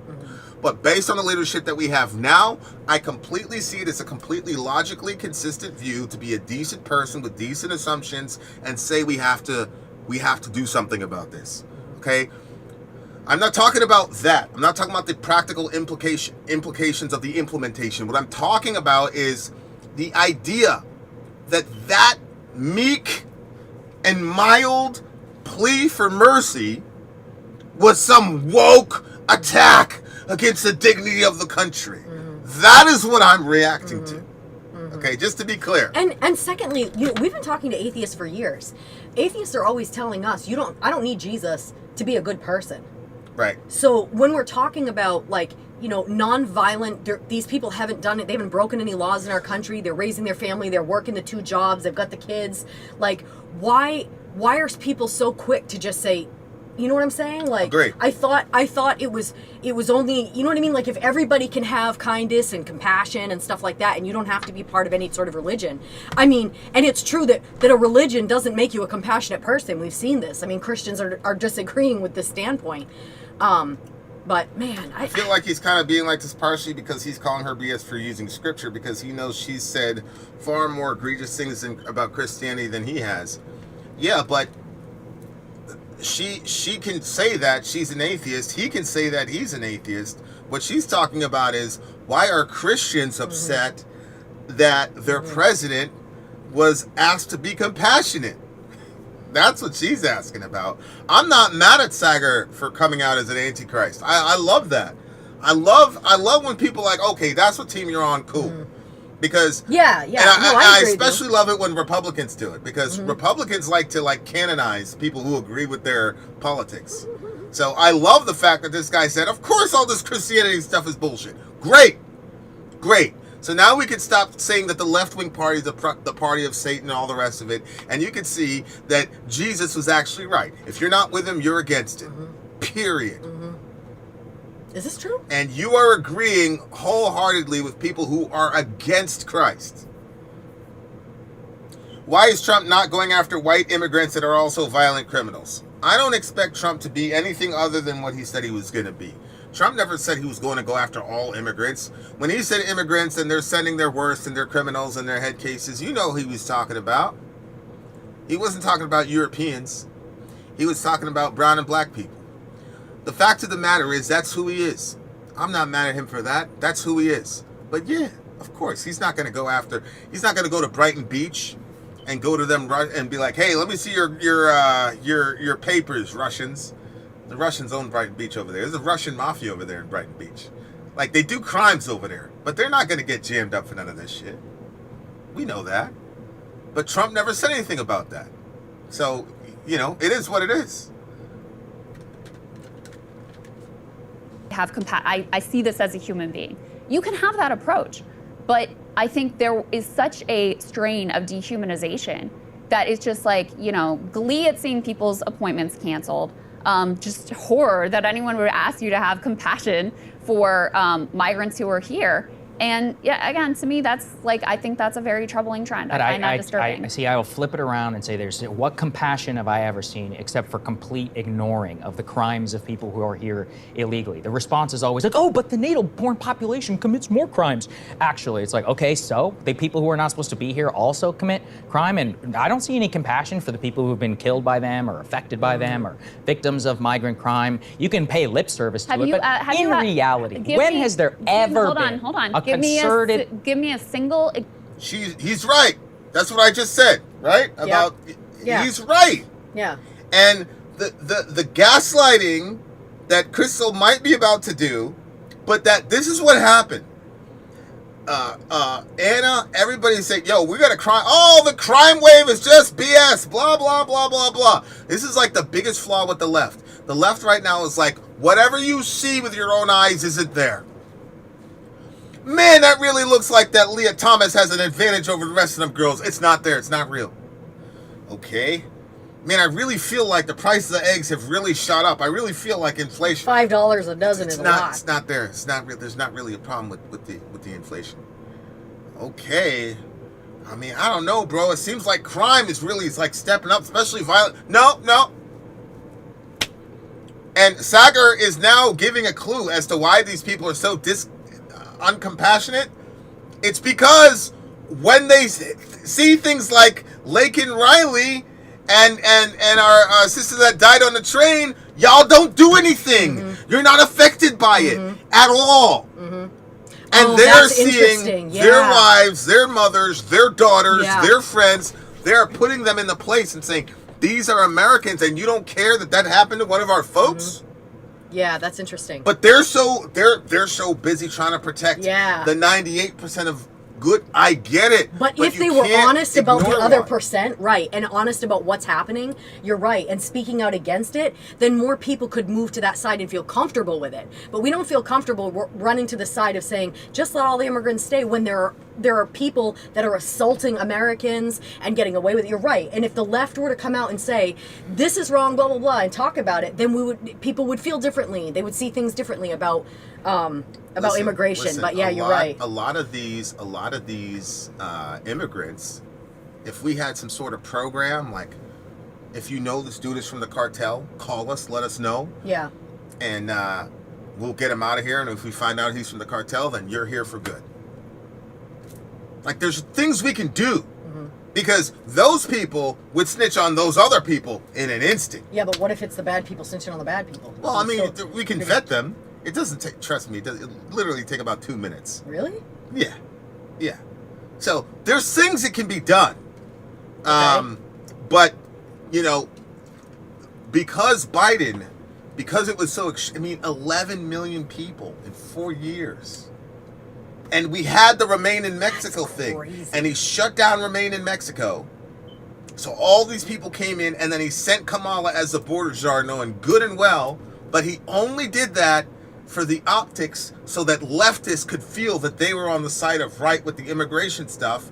And he created an even bigger problem. And now there's going to be an even larger human crisis, because now, I'm sorry, but there are Venezuelan gangs going out and taking over neighborhoods. That is happening. And like I said, I found out about the Venezuela stuff before it hit mainstream media because I was listening to the Chicago gang YouTube. Chicago Tube is crazy. You know everything. So I knew about them Venezuela. So he was wrong. But the left are never going to admit it. They're never going to say we overreached. They're never going to say we did this because we were playing politics and Americans got hurt, Americans died. And now, because of our bullshit political games, a bunch of really good Mexican folks are going to pay the price for it. He ain't going to say that, but that's true. That's what happened. Maybe this is completely ridiculous, but why doesn't, if Mexico is having so many issues and a lot of their people are running over here, and it sounds like there's a lot of cartel issues over there, why wouldn't they become like an offshoot of America, basically? Like, why don't we just take them over? Why don't we do that? I know maybe that sounds crazy. I don't know. I'm not into politics as much, so. Yeah, you can't just take over a country. Well. You can't do that. What can you do? Because we're democracy. We're democracy, right? So he would have to declare a war on them, and it violates the Geneva Convention. Yeah, in a million ways. Pause. What I'm saying is they have so many issues that their people are flooding our borders. So would they, if we said, look, you guys will be whatever? There's a place that's not like America, but it's an offshoot. But why? Because imagine okay, we're spending all these billions of dollars for war. Well, the Mexicans are never gonna agree with that. They want their own autonomy, right? The majority of them, because it sounds like a lot of them are running to us. So would the majority of them? The majority of Mexico isn't running to us. Okay, I don't know. It seems like there's a lot. Like you talked about 11 million people in 4 years. Buying Mexico is not the solution. The real solution, which I actually agree with Trump. I'm saying if it was ours, we would make that place better so that people could stay there. Get rid of the bad people that are making it horrible. Like we made Chicago better? No, we'd have to actually do it. So that's what I'm saying. I'm saying, okay, that couldn't be a solution, you think? It could never happen? Well, then why don't we do it in Chicago? I don't think that they care to do it. Okay, so why would they care about... No, forget about whether or not people care or not, but if we could get people to care, would that work? No. Because we can't take 11 million people in every 4 years. But we got to figure out. Okay, what was your solution? You said you thought of something. Well, the main thing that makes life hell for those people is the cartels. Uh-huh. So you go in there and you inflict significant damage in the cartels. But why can we go in there and inflict damage on their cartels when it's the their cartels, problem? Because we have a vested interest in destroying the cartels because they're trafficking drugs and people across the border. So we've got an airtight case to go fuck up the cartels. Okay, my thing was we should be. That's why I wanted us to take over their land so we could go and kill those cartel people. Well, I we didn't don't understand. need to take over their land to kill Okay, the cartel. I didn't understand that. So we can just go. Why don't we just walk in there and kill them that's if we want? Weird, but why don't we just do it? Well, he's talking about it. Okay, so it might happen. I would be very surprised if it didn't I happen. mean, to me, I think that next 2 seems years. like a workable solution. Yeah, that's what I'm saying. Is that the reason, the cartels, there are people in Mexico that stand up to the cartels. And then they ended up on bridges. See what I'm saying? Because it's better bullets over there. Jeez. But we've demonstrated with Grenada, like go look at the 80s when we had Delta and all those guys and dudes were getting restless and wanted something to do. Go check. Yeah, never voted for Soy. Yeah. Some of the conversations I have offline, I said, oh my God. Oh God. Yeah, pause. Yeah, but going in there and hurting the cartels, no problem. No problem. Because at the end of the day, their number one value is money. And we go in there and do a shock and awe. See, that's the shock and awe campaign where it could work. You're never going to take out the cartels, but you can say, look, the money, the women, everything is going to be a lot more difficult. You're going to have to take a 30% pay cut. You can still operate here, but you can't make life a living hell for these people because we can't carry all these people. And if you do that, then you could say, look, here we go, and here's X billion dollars. You build something, some sort of whatever, get these people employed, sure. Yeah, right? this is literally what I'm talking about, but I thought the only way we could do that was to first take over the country. No. We can go in there and kill their bad people and send them billions of dollars and set up places for them to work in their country. Well, yeah, but you why gotta why would you we have do to have that? a government. You have to have a government that wants to, continue because a lot of those people have been bought out by the cartels. So that's the other. So now you have that's why you have to get rid of the cartels. Now you have an intelligence problem. You're never going to be able to get rid of a cartel in the same way you'll never get rid of Al Qaeda or terrorism or whatever. Come in. Like you're never going to get rid of it. But what you want to do is make it so that the place is inhabitable. Oh, right. We have drug cartels in America, but they because of what Giuliani did, people don't want to give it to him, but because of the way Giuliani handled them in the late 80s and early 90s, they had to go underground and they couldn't do just the blatant, gangland shit that they were doing in broad daylight to people. They couldn't do that anymore because Giuliani went in there and shut them all down.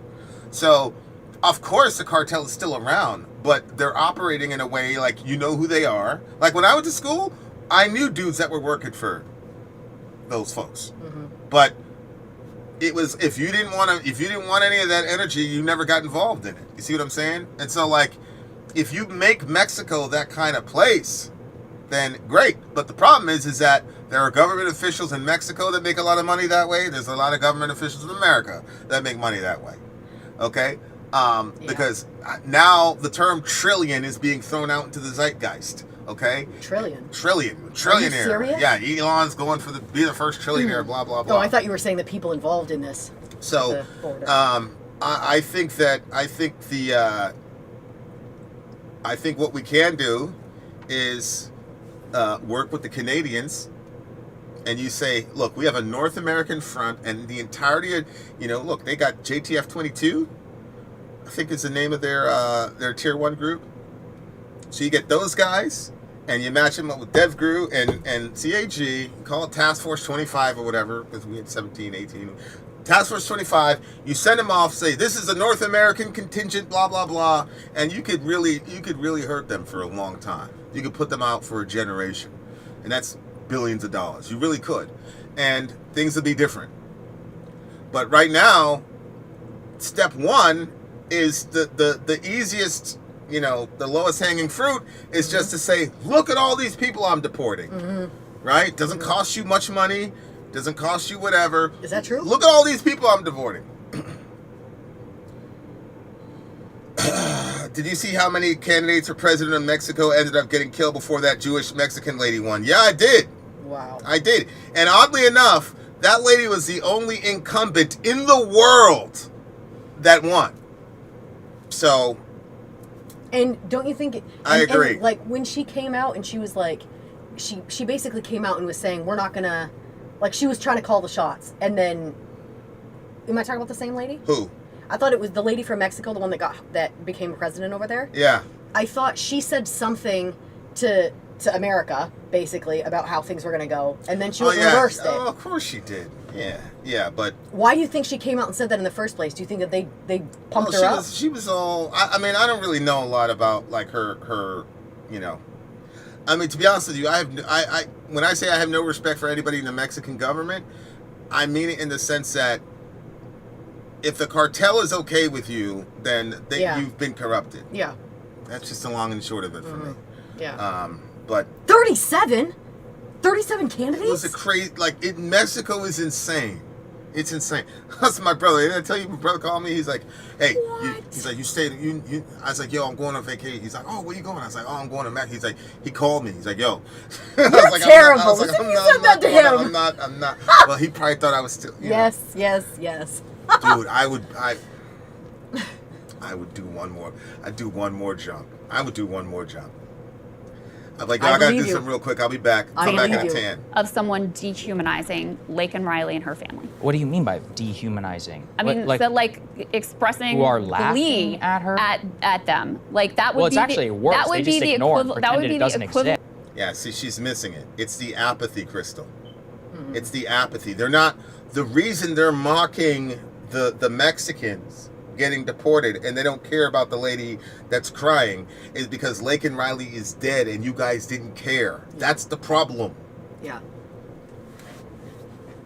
Response would be glee that this person was murdered in a horrific way and that her family is suffering. That would be the equivalent response. No, I haven't seen that. I have not seen that from anyone. Ignoring, pretending, and obfuscating. No, that's not the same thing.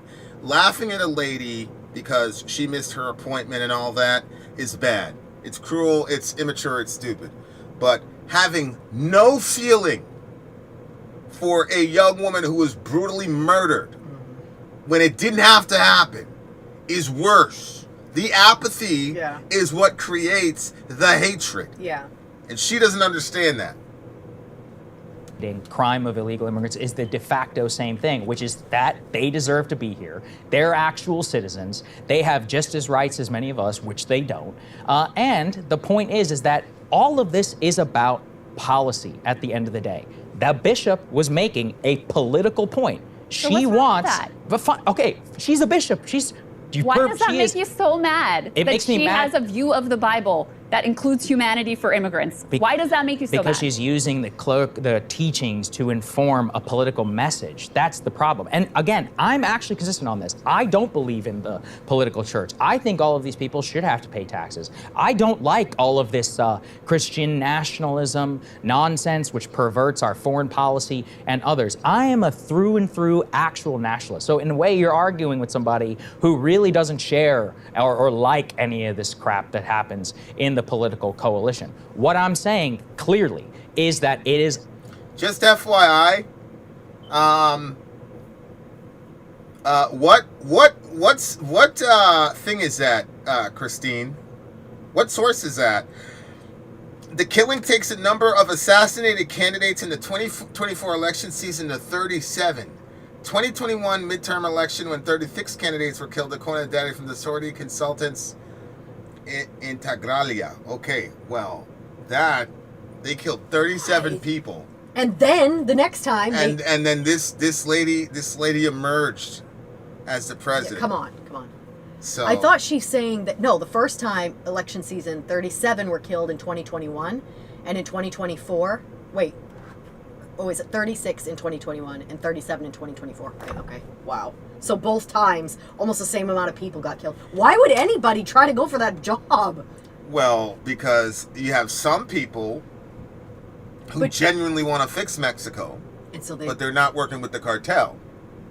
So if you're not working with the cartel, they're not going to let you get into power. Right, I understand that. So the question is, well, how the fuck did she survive then? Yeah, I totally get that. Yeah, I think that's obvious. But if you're like one of those 37 people, like first one, you could see why second person might still try. Third and a fourth. We're up to 15, 16. If you love your people. Yeah, but 37? You're going to see 36 people killed before you and you're still going to try? That's what it means to love your people. Because if you don't, then the kids are going to get raped and murdered and hung over the bridge because they'll do that. But it still came to the same thing. Well, no, because what would you do? So you're saying, no, just be a coward and get out of there? Like somebody. Yeah, I would try to get out of that country, absolutely. Yeah, but why would I stay there? There are people that genuinely love their country, right? And they know that not everybody can leave this hellscape that it's martyrdom. Wow, it is what it is. That's a lot of people in 8 years. But that's what I'm saying.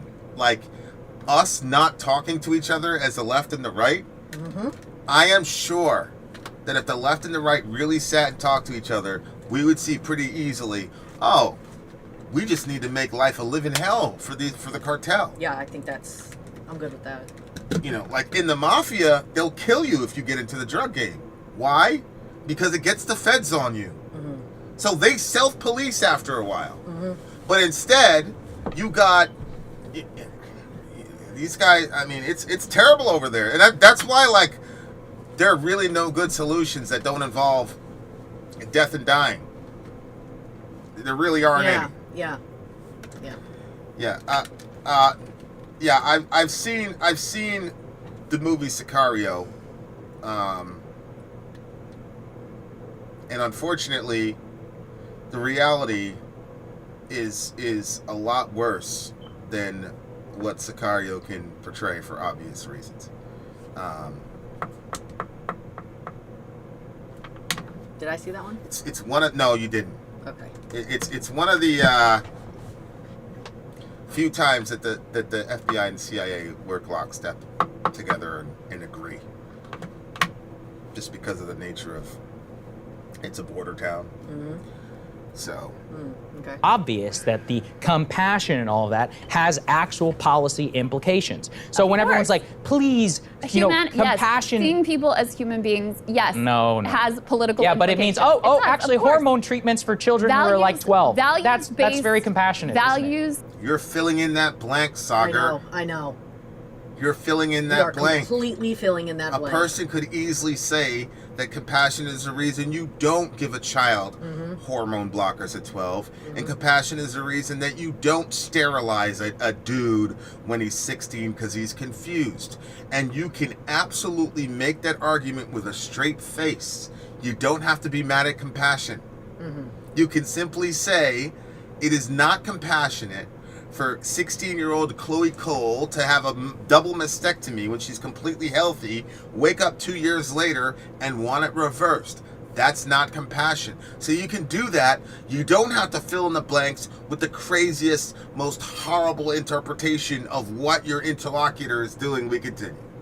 Based, decisions, which can stem from religious convictions, of course, that has political implications. Look, of course it does. If people want to use their teachings to inform their vote, you do as you please. I will continue to do as I please. But the problem that it always comes back to, again, is that compassion is bastardized, politicized, and used for all of this to push explicitly political agendas, which are now counter both to my belief and clearly at least some portion and large belief of the entire country. Compassion is contrary to your beliefs. No, not compassion. It's being used as a cloak, again, to encourage the transition of children and say, nothing wrong with that, to encourage illegal immigration or mass migration. And to just say, these people are actually better than us. It's amazing. You have no smoke for the right when compassion for Laken Riley and her family is used to effectuate a political outcome. I mean, literally the bill is named after her. Yes. Isn't that a weaponization of compassion? What's the difference for between those two political ends? But what's the difference between those two? One's a U.S. citizen and one's not a U.S. citizen, right? Wow. I care about country. But Sagar, yeah, you have no problem when compassion is weaponized for a political end you happen to support. Right. No, that's. But when a basic message of compassion is very highly consistent with the teachings of Jesus Christ is preached, it's like hair on fire meltdown. Because it's a global. That is because it's contrary to the national ideal. It's not about compassion. It's about using Laken Riley as an example for the dangers of illegal immigration. That's what it's about. It's not about quote unquote. And by the way, again, No, I don't think the Laken Riley thing is a compassion thing. The Laken Riley thing is a fear thing. Look what happened to her. Which, by the way, I'm afraid. That's why I don't like sending my girls out, and that's why I yell at them and all type of shit.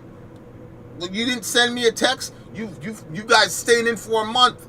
Like, I'm crazy because I'm scared because I can't be there with my daughters every time they're out because they have to exist in the world. You teach them, you school them, you do the best that you can, but at some point the girls have to get out into the world. So, yeah, the Laken Riley thing is a fear thing.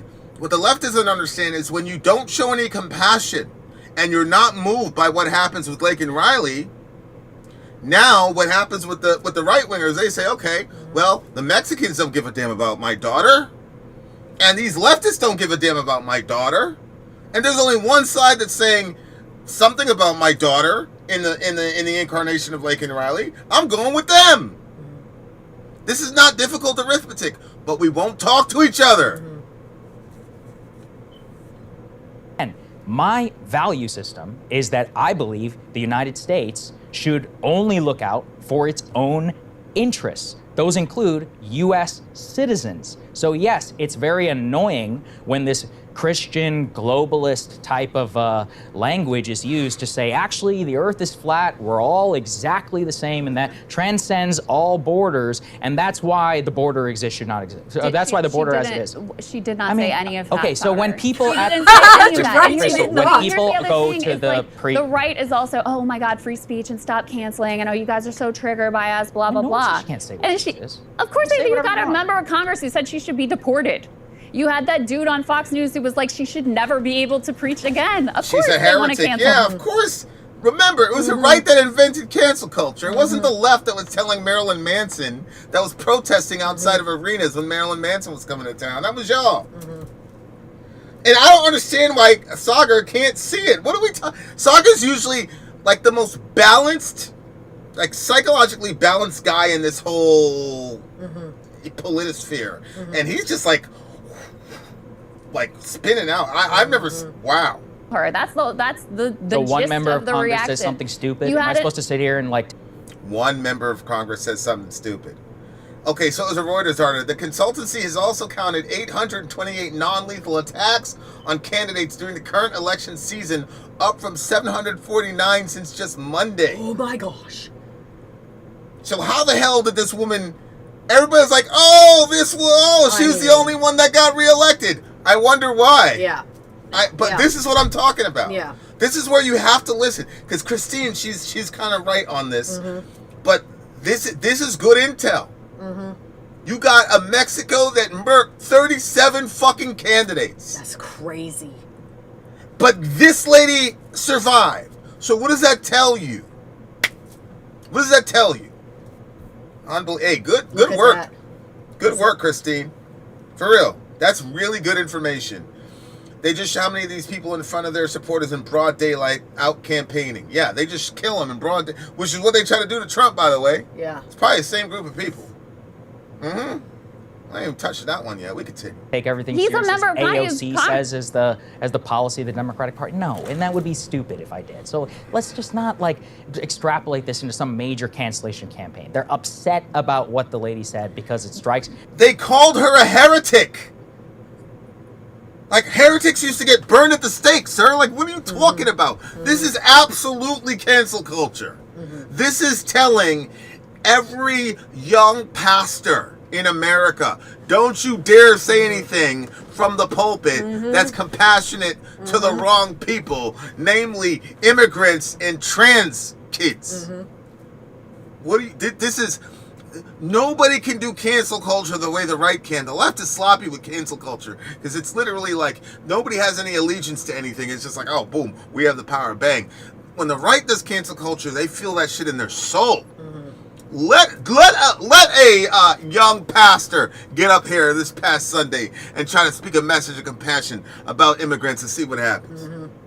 at the But core. why? Again, I've Because explained it multiple times. But I just, Yeah. the idea that it would be so offensive to say these are human beings and have compassion for them, I just don't. I cannot understand I think that you're I desperate just cannot to understand that. I think you're desperate to think that everybody who's against immigration does not have compassion, and it's not true. The point is that Then we see, why is this so offensive? Because we see resources as finite, and when messages are put out to psyop the American people into thinking that those resources that are of a very finite amount to be able to distribute it to our public should then be transcended by this humanistic belief is basically one that has been the de facto migration policy now of the Democratic Party and of the bipartisan establishment for the last 25 years. We are able to distinguish clearly that messages like this, with the tone and the delivery, are very obviously have policy implications which we totally disagree with.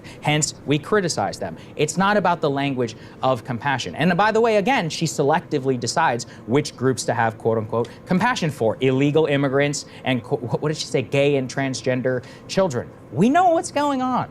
Then the reason why that happened is because it actually wasn't an all-encompassing message for all Americans or others. It's these select groups who they decide have been more victimized than everybody else and actually deserve special status, and thus are actually better than us. No, that's in some you're ways. like reading a million things. Oh, you're reading a million things into it honest too. With you, Yeah. I think what's going on is that the teaching, especially with regards to immigrants in the Bible, it is, again, I'm not a Bible expert, but it is one of the more consistent teachings that there is. Not to dismiss, not to be cruel, to treat them with humanity and justice and compassion. And so I think for people who are Christians and who hold themselves out as that being a core part of their identity, to have that clear-cut message from the Bible rub up against their political views in a way that's uncomfortable, I think that's what's created this mass backlash reaction. But that's exactly what it is, because they don't want some liberal. First of all, she's a woman up there in the pulpit. We don't want no liberal woman telling the most powerful man in the world what to do, and he had to sit there and be quiet and just take it. And then there's a second most powerful man in the world, J.D. Vance, and he had to sit there and be quiet while this little woman tells him what to do on the stage of the earth. We can't let that happen. Don't tell me that that's not 90% of what's going on there. like I said, I just find it interesting, the response to what I think is a very mild and commonly held view that people are human. And I see how you get there because I know it's very comfortable with your worldview. And to those people, I would say you should be an American first, and then you can decide in terms of your religion. But in terms of your voting and what's actually good for the country, your teachings and all of that, you can inform your vote. But please don't try and impose your bullshit on the rest of us. How does she try to impose her bullshit? I mean, I just... See, he's melting down. No, but I love the don't impose your bullshit on me, because that's what secular leftists do. They'll be like, you can believe that a baby is a human being, but you don't get to impose that on me. I try to explain to people, every law is an imposition. Okay, so this whole you can have your beliefs, but you just can't impose them, ridiculous. Now, there are beliefs that we should impose on people. There's a no sexual assault belief that I have. I'm going to impose that on you. If I have the power, I'm going to impose my no sexual assault belief on you.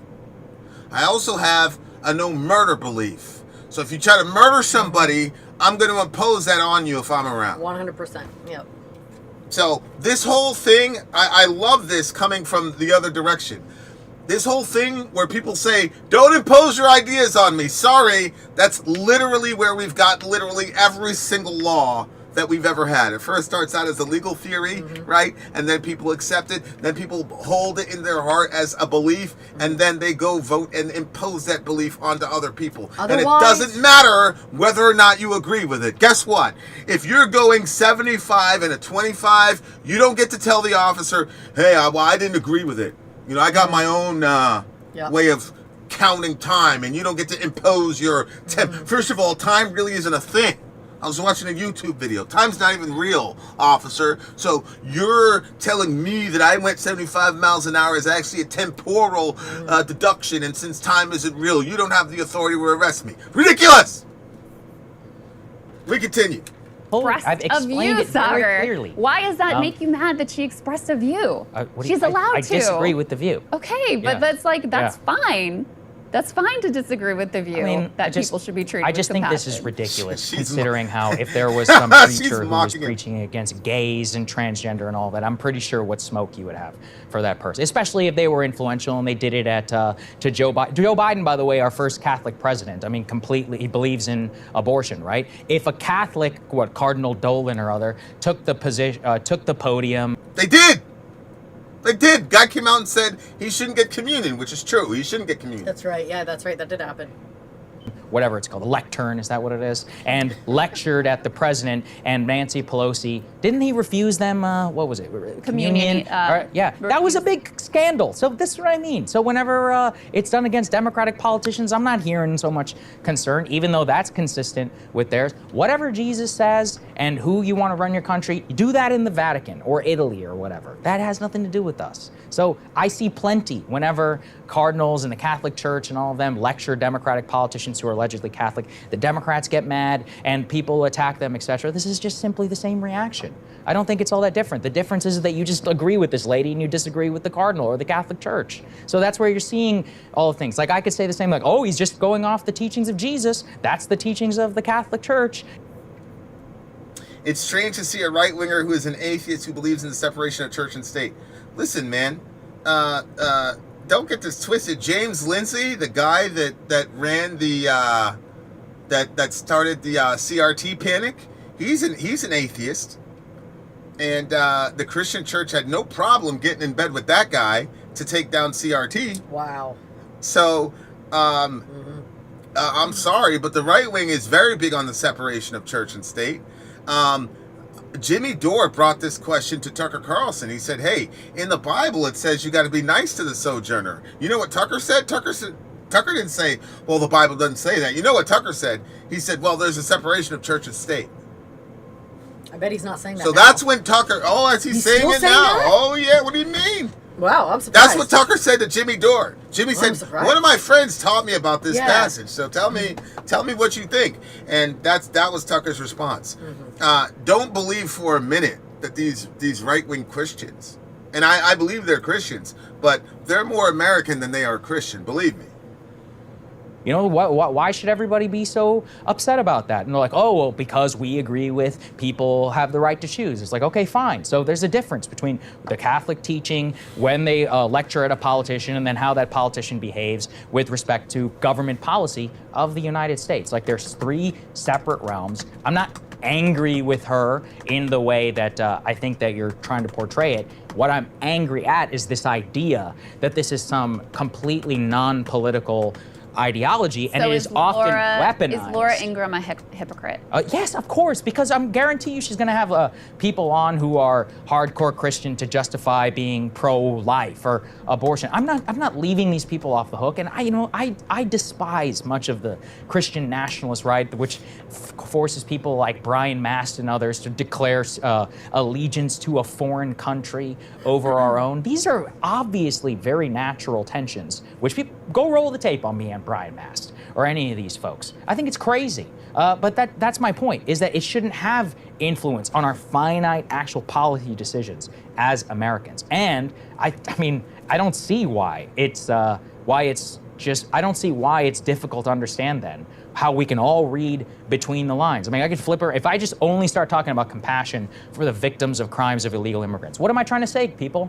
What am I trying to say? Right, but Yeah, but you're that's- fine. no, But you're there you fine go. with that. That you're fine with. No. That you're fine with. But I mean that's well, we can finish with this. But she didn't actually call for any specific policy. Yeah, because that would be a violation of her 501(c)(3). All she said is have Wait, mercy what? on Pause that? people who are. What? That would violate. She said she didn't actually He's what? saying she didn't dictate any policy because that would violate her 501(c)(3) status, and then she'd start to have to pay taxes, which is completely untrue. Like, I was in the inner circle in one of these churches that started up and had the conversation with the IRS. It's almost never going to happen. As far as you can say, like, you can literally say, I'm going to vote for this person and here's why. And as a pastor of the church, you should too. So it's just not true. It's extremely difficult to lose 501c3 status in the church. It's very, very difficult, especially on the grounds of speech. That's not why she didn't say that. She probably didn't come out and specifically say it because she was trying to avoid a situation like this. Careful right now. Christians believe in this thing called the Holy Spirit. And so we don't believe that we have to say everything in the moment to get you to change your mind. We believe that we can plant a seed and then that God's Spirit will follow you outside of church or outside of your couch or outside of whatever. And that the things that we say that are true, the Holy Spirit will begin to germinate in your heart and start bothering you to the point where you can't get out of your head. And shit that you thought was cool like 6 months ago, now you're in a situation where you're like, ugh. And you start having those moral conundrums. That's not because I've said anything. It's because the Holy Spirit keeps harassing you. And I'm sure that that's what was going on with this lady. She probably thought, I'm just going to appeal to his compassion, and I'm going to let the Spirit of God, work on this guy.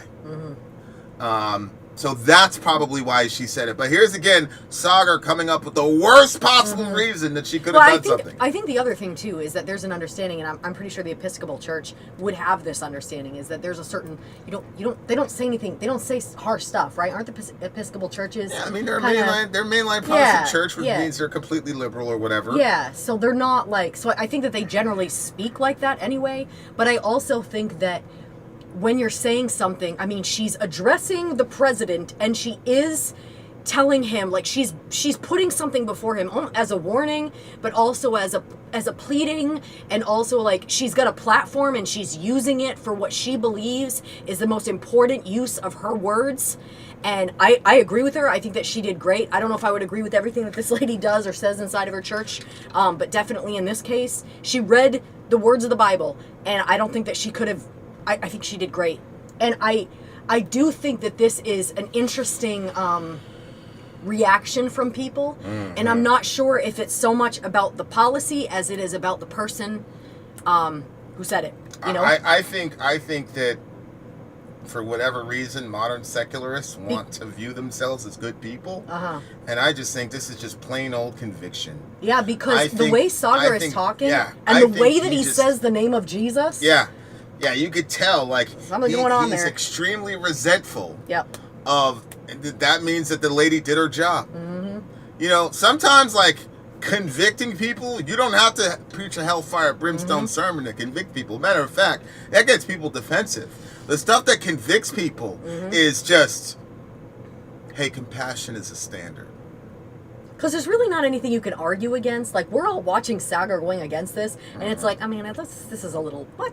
Yeah, added that in. So I think also that approach that she took, it's hard to argue against it because, one, it's just truth. Two, it's empathy, it's kindness. It's like, what exactly are you disagreeing? I know you're saying keep the politics out of the church, but what exactly did she say that you know what I'm saying? Well, so I think because he resents the implication that he's a dispassionate person if he doesn't agree with that. But he is. Right. But he doesn't. He still wants to be. He's still in his own. He wants to be perceived as good. Yeah. And so he's resentful to anybody that's questioning that righteousness. Yeah, but he has an issue with Jesus too. You could hear it every time he said the man's name. name. That is Jesus is the one that's troubling him, because Jesus is the one that's putting the standard. Right. He doesn't have issue with Jesus too. That is his problem. Is that Jesus demands compassion, and he is on the side of those saying no, and he knows inside that means that you're not as good as you thought you were. And there's one thing that'll get you murdered by atheists and religionists both, and that is to tell these people you're not a good person. Those people will kill you.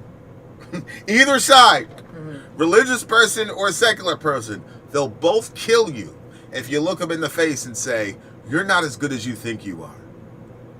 The vast majority of you leftists, you're not better than Hitler or those Nazi people that you judge every time you want to insult somebody. You know that 73 million children have been butchered in your country. And you want it to continue. You're not a good person. You're like me. You're so sinful. You're so sinful that you need the perfect Son of God to die for your sins. And sometimes God gives you a break and you don't have to look at your fucked upness, and sometimes he will show you the fucked upness of somebody else so that you can see it real quick and say, look at this hypocrisy, like Crystal. Oh, if you don't believe that all human beings are equal, you're sick. And what did Jesus say? By own words you condemn yourself. By your own words. We continue. And, you know, these are groups that are, in fact, fearful right now. And, you know, I don't think that that is outrageous. I don't think that should make people mad. I don't think that trying to see each other's humanity, yeah, that is the core of, you know, how I believe we should operate in the world. And I do think that that can lead you to different conclusions on, there are a lot of balances that you have to strike in the political realm. But to me, being guided by seeing everybody first and foremost as a human being, like, I don't think that that's outrageous. I don't think that should make you angry. I don't think that that is, you know, the ravings of a lunatic.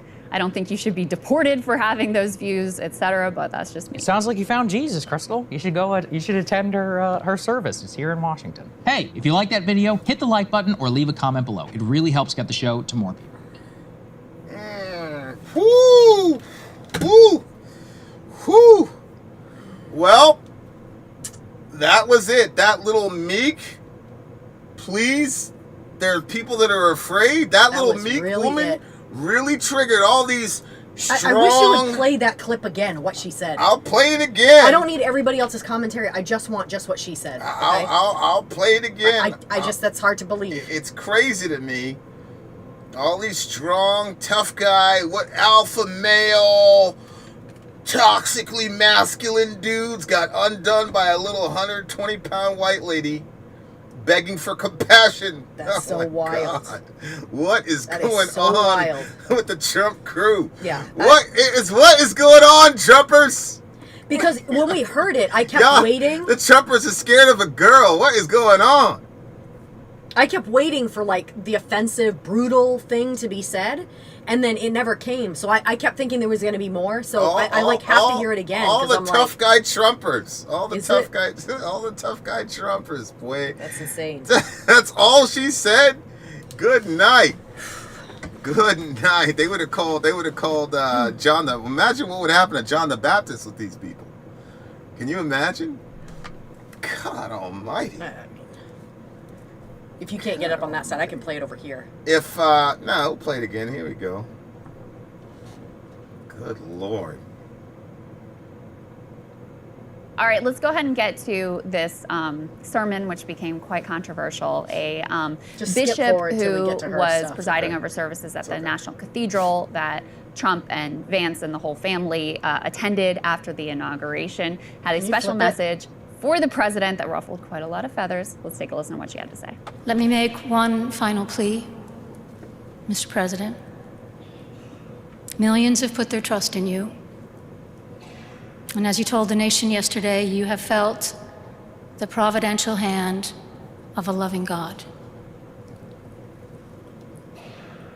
In the name of our God, I ask you to have mercy upon the people in our country who are scared now.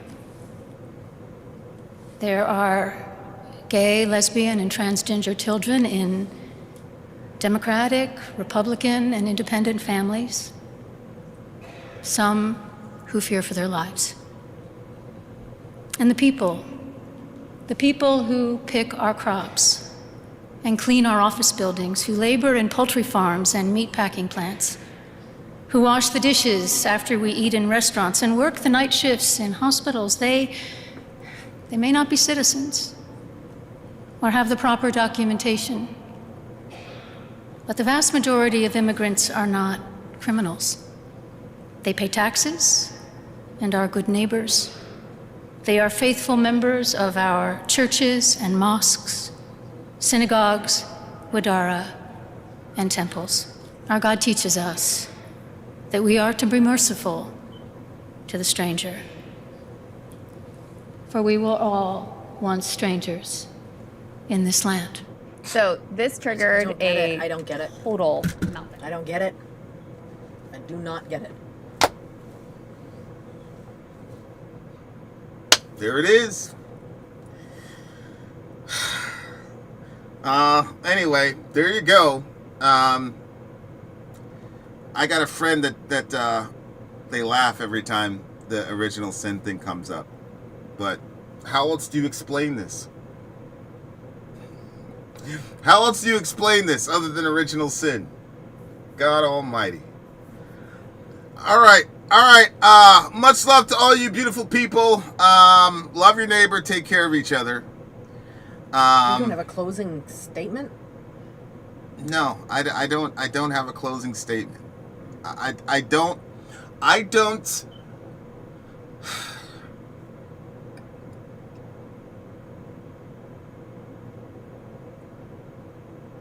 gonna pray when you're ready.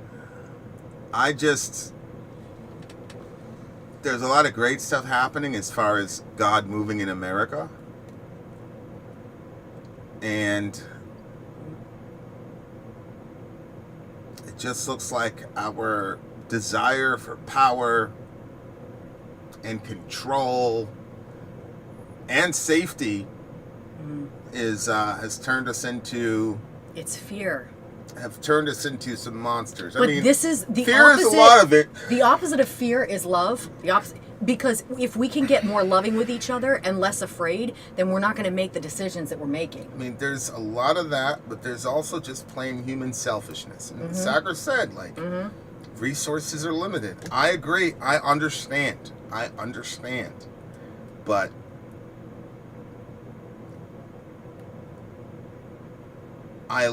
what I appreciate about this video is it shows... I don't understand what you're just saying. I don't understand the whole resources are low thing. America throws away tons of food. Like, what? I don't understand what we're talking about. What are we going to run out of? Oil? We already decided we're going to go over there and we're going to change the name of the Gulf of Mexico or whatever. So, you know what I'm saying? Like, seems like we have other solutions. Like, what are we talking about that we don't have enough resources? What's going to run out? Well, there's a couple things, right? There's one, which is our standard of living. So there's a sense in which America could feed the entire world if we all lived on bread and water. Yeah. But there's no American is gonna, right? So when they talk about resources, that factors into it, right? Because what would happen? We get so many people over here, we can't order enough. Enough what? Like, how the businesses order from, businesses might order from Germany and have stuff sent over here, you know what I mean? Like, you just make bigger orders. People are going to buy more things. Like, we've sent billions over there to Ukraine, so let's stop doing that. Let's take care of people. Well, they're saying they're taking care of people. My point is, at some point, the resources are going to run out to where your standard of living is duly compromised. And so that's a real thing. That's a real valid issue. On top of that, the cartel has a $1 billion drug company going back and forth. There's that are also destructive to, American culture. So they do have a very practical point. They do. And that's why the Bible has to repeat itself over and over again, and why God has to death threat entire nations about being bad to the sojourner, because it costs you a lot. I mean, it's almost like saying, oh, if you're a millionaire, then every homeless person should live in your house. Like, you're gonna have a resource and a safety problem, right? It's just, and we're not on a border town, so it's easy for us to say. Yeah. When I was assignment for a year in Houston, like, this shit, it's bad. It's really bad. Cartels are very dangerous, and the shit that they do, and they don't look at people as people. They genuinely look at them. I mean, literally, one of the code word was cattle. They'd never call them people; they'd call them cattle, literally. So, it's worse than people understand. Like, it's worse than people realize. So, I understand. I mean, the numbers that Christine gave, of how many of their own. You had 37 people in the 2024 election cycle over there in Mexico. This is Reuters now that said this. So crazy. You had 37 people got killed, and I think the major reason we don't know about it is because Donald Trump sucks up so much of the, of the media time for obvious reasons. But I do think that that's significant. You had somebody that killed, somebody got 37, and then this woman survived, and she was the incumbent. That tells me that I just automatically am going to assume she's been chosen, that she's corrupt, right? Of course. That's a very, very important point. So I'm not going to sit here and say they don't have a point. They do have a point. I just think Christians in America need to decide if they're America or if they're Christian. The whole Christian nationalist thing. Look, I'm sure there's an iteration of quote-unquote Christian nationalism I can get behind. The problem is that it seems to be national Christianity, and that's the problem. Like, you're going to be a Christian in so long as the Bible doesn't fuck with the Constitution. Well, that's not Orthodox Christianity. There's only one document for Orthodox Christianity that's inspired, and that's called Scripture. And the Constitution is not that. And I think Christians need to understand that. So, but I think a lot of Christians, I'm not talking about it wasn't all of just them, the actual words, it was the assumption of preconceived ulterior motives to advance a political agenda they all projected onto her intentions. Yeah, I mean, I agree. And my thing is that, look, when you are a preacher, like you have a message that you want to bring out to people, and I have some experience in this. You have a message that you want to bring out to people, and you have, this is what I want to accomplish. But if you really believe in God, and you really believe the Bible is God's word, and you really believe that you're an instrument for that 30 minutes, then you're going to look at that crowd and say, I have an agenda of what I want to communicate, because this is what I believe God wants me to say. But the way that God is going to carry that message into the heart of the person, and the way that God is going to harass or comfort that person based on what you said is individuated. And that's one of the reasons why the best teachers will never go into 50 minutes on why you have to do this thing this way. Right. It's just, hey, here's Jesus. Here's what he said. Here's the example. Here it is. How does this apply to you? Yeah. What are you going to do about it? And it's in that the Bible is an objective word. It has an objective message. But the way that we hear it and interpret it is subjective, and that's why you need the Spirit of God to go and talk to that person. And the way that God is going to apply that message to a 6-year-old and a 16-year-old and a 60-year-old are different.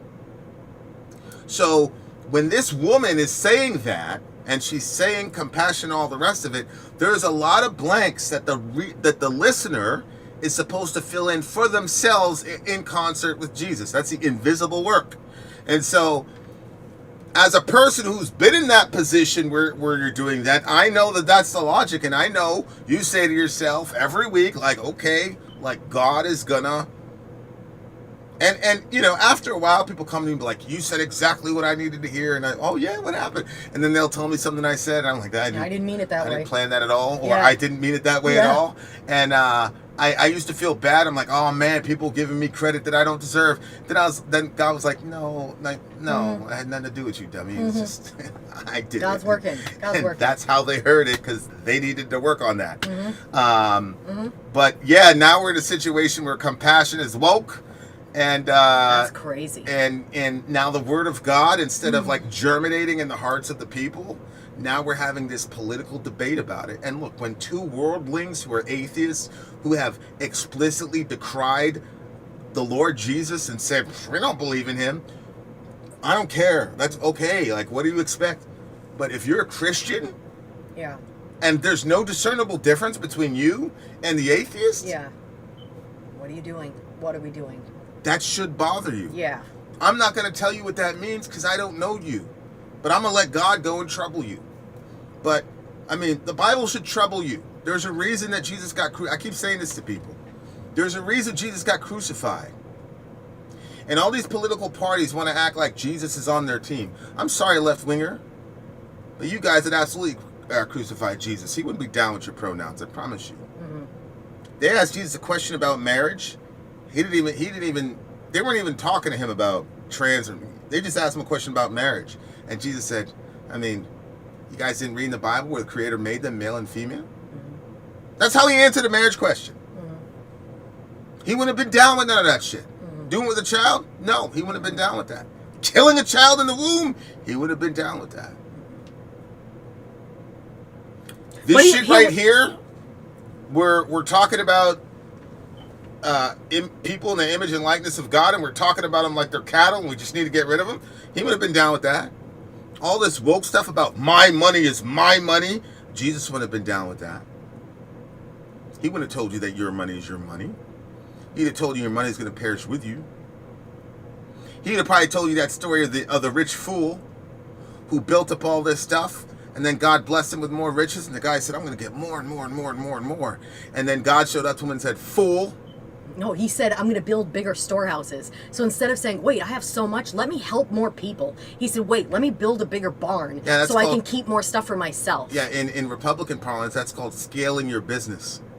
That's what that's called. That's called scaling your business. So the guy went to scale his business, and then it said, and then Jesus shows up to him that night and says, fool. Mm-hmm.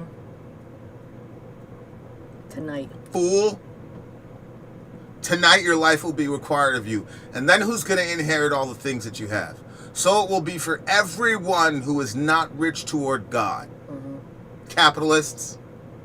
And then he died. Jesus said that the Bible says that sexual sins are sins against your own body, but Jesus, through his Spirit, said that greed was idolatry, which is the worst sin you can commit. So while we're out here fucking with the trans people and the LGBT and the whores and pornography and blah, blah, blah, those are terrible sins.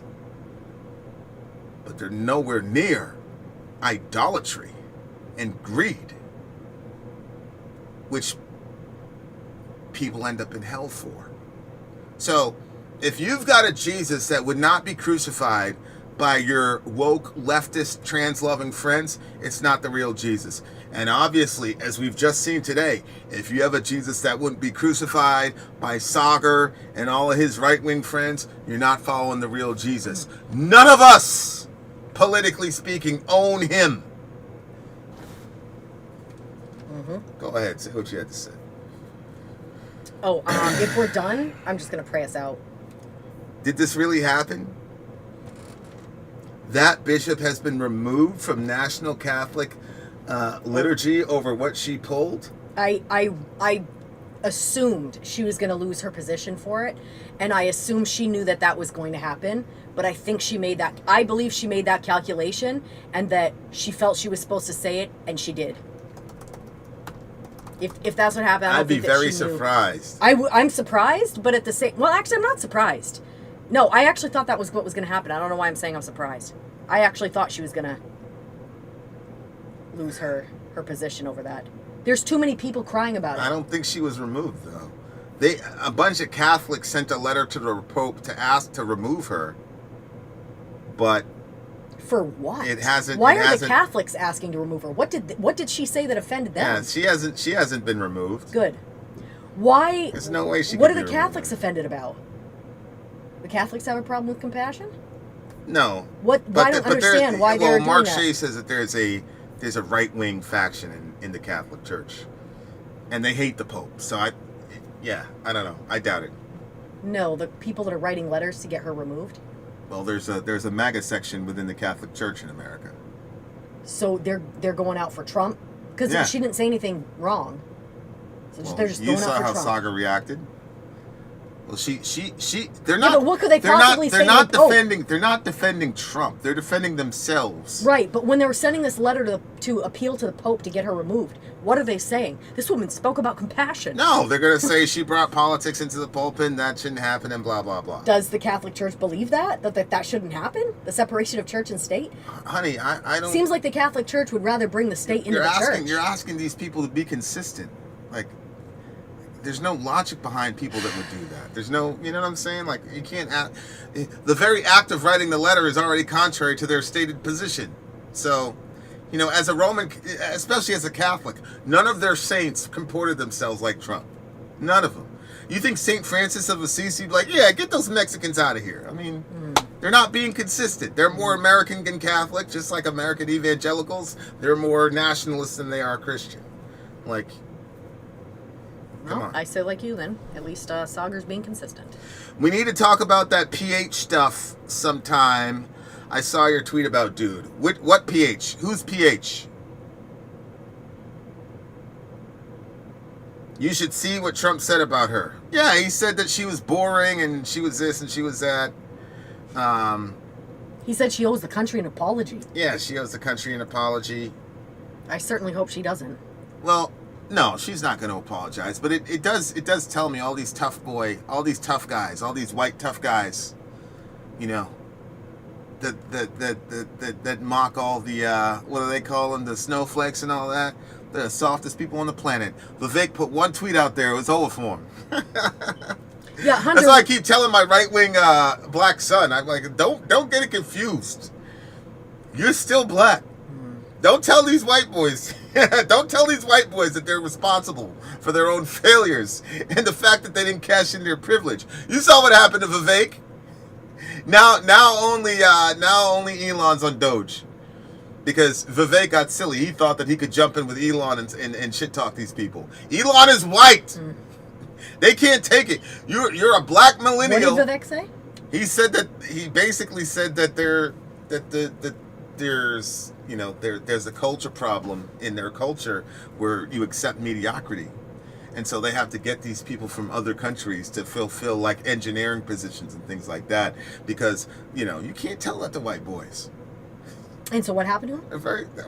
They crucified him, so now he's out of Doge, and now he's supposed to like run Ohio. Like you know what I'm saying? Like he learned a like, very, what's her face being but sent to like those two older guys. Yeah, but see, Vivek should have known this already because he went to talk to Ann Coulter, and Ann Coulter said, "I'd never vote for you. You're Indian." You know what I'm saying? Like he was born in America, but she was like, "No, I would never vote for you. You're Indian. What are you doing?" So like you just have to understand, like yeah. You at the end of the day, like people call it racism whatever they want, but Laken Riley is a white woman, Riley Gaines is a white woman, Anna Kasparian is a white woman, and they had a problem. And white dudes are very, very sensitive. And you can't go out there and say, you guys are mediocre, and the reason that you're not in the place that you're is because but Vivek was confused. He's like, I thought everything was about meritocracy. What's going on? Why are you guys mad at me? What happened? It's like, no, it's not about meritocracy, bro. It's not, that's what they used. They don't really mean that. You can't come out there being all black. He's darker than me. You can't be all dark and shit and tell these people that they're mediocre and that's why they're struggling. And that's why he wouldn't hire them. I mean, come on, okay. It's the same group of people. It doesn't matter what the political spectrum is. Okay, it's always the same group of people that cannot take anybody contradicting them. It's white males. They can't do it. You just can't happen, whether you're on the left or the right. You contradict white males, they can't deal with it. They go into a conniption fit. They get suicidal. So poor Vivek, he got canceled because he was out there with all of his millions, telling these people that they're subpar. What do you think's gonna happen? But he really believed. He also, but wasn't he? But also you can tell it's the same thing that happens with Dorian. Stupid and undereducated to be able to do these big jobs. That's what we got to hire out of the country. Yeah, but isn't there like a big? They like the truth, isn't it? The hard truth, right? They don't like. All of a sudden, they don't like the hard truth when it's after them. Yeah, you because everybody likes the hard truth when it's going towards somebody else. Yeah, not everybody likes the hard truth when it's going towards somebody else. But yeah, there's one demographic in this country, and just look at it. Just take out your political, whatever, left or right, and there's one group in this country that cannot deal with a direct attack. They can't do it. They can't. And you gotta understand that. And Vivek learned a hard lesson, and he disappeared from Twitter. He completely disappeared. He went into hiding, and then Trump said, okay, now you can go, and now Elon is handling Doge by himself. Okay, now you got one dude. You think that was on purpose? No, I don't think it was on purpose. Elon was the first guy that said it, but Elon is white, so they could kind of take it, but they could not take that from Vivek. They couldn't. It was too much for them. So I think it's going to make him a lot wiser, and he can now understand the actual people he's dealing with. And hopefully, hopefully, you know, talking to you, baby, hopefully you can learn from the errors of your brother. Don't ever think that all this snowflake stuff, don't ever think for a moment that these people really believe that stuff. They only mean that for the people that they're shit talking. They don't mean it about themselves. They don't want to own any of their failures. Especially with all the DEI shit going away, you're going to hear it war. Because now, who else will they blame for their many failures? Oh, boy. You see what I'm saying? Yeah. So when you had DEI, yeah, at least you could say, well, that's the reason that guy beat me out. But now it's just gonna be, no, you're just mediocre. This guy's better. You're subpar. Wow. All right, guys. Much love to all you beautiful people. I'm gonna pray. All right. I am leaving. God, I just want to lift up our country before you, our president, our people, God. I pray that your spirit would rest upon us. I pray that you would give us the compassion that you have toward people, that all of us would begin to see things through a lens of truth rather than a lens of our own beliefs and what we really want. God, I pray that we would have love for each other and care for each other. God, I pray for Sagar. I pray that you would cause repentance to enter his heart. Some of the things that he said tonight, I genuinely feel fear for him. God, I pray that you would give him mercy for some of the things that he did say and that some of the conditions of his own heart. I pray that you would just bless this nation. God, bless our channel. And I pray that you would be with all the people that stayed with us tonight, God, that watched even different sections of this or coming on later. And I pray that you would bring peace to the hearts of the listeners. And God, that your truths would begin to break down the walls of confusion that have kept some of us in places that have been so dark. And I just pray, God, that people would hear your voice when they're watching this stuff, when they're hearing this stuff, and that people would come home. And I thank you for your love for us, and I thank you that you change our hearts and that you care for everybody that's listening more than we care for them. Help our country, bless our country, God, and I pray for the people that are scared because they're possibly going to get shipped out of the country or already have, and they don't have plans for, protection for them and their families. I just pray that your spirit would go with them, God, that you would give wisdom to our leaders so they would know what we should be doing and what we shouldn't be doing, and that we would start judging by what is right and what is true. Just strengthen the people of our nation, God, and I just pray for our people, God. Give us compassion. And be good to me. And so harass, bother, annoy, torment, comfort my brother Adar, because I'm not going home until he comes with me. I'm serious. And he's Jewish, so you have to let him in. Amen. Amen. All right, guys. We're out of here. Vin out. Sorry out. Gone. We love y'all. Bye, guys.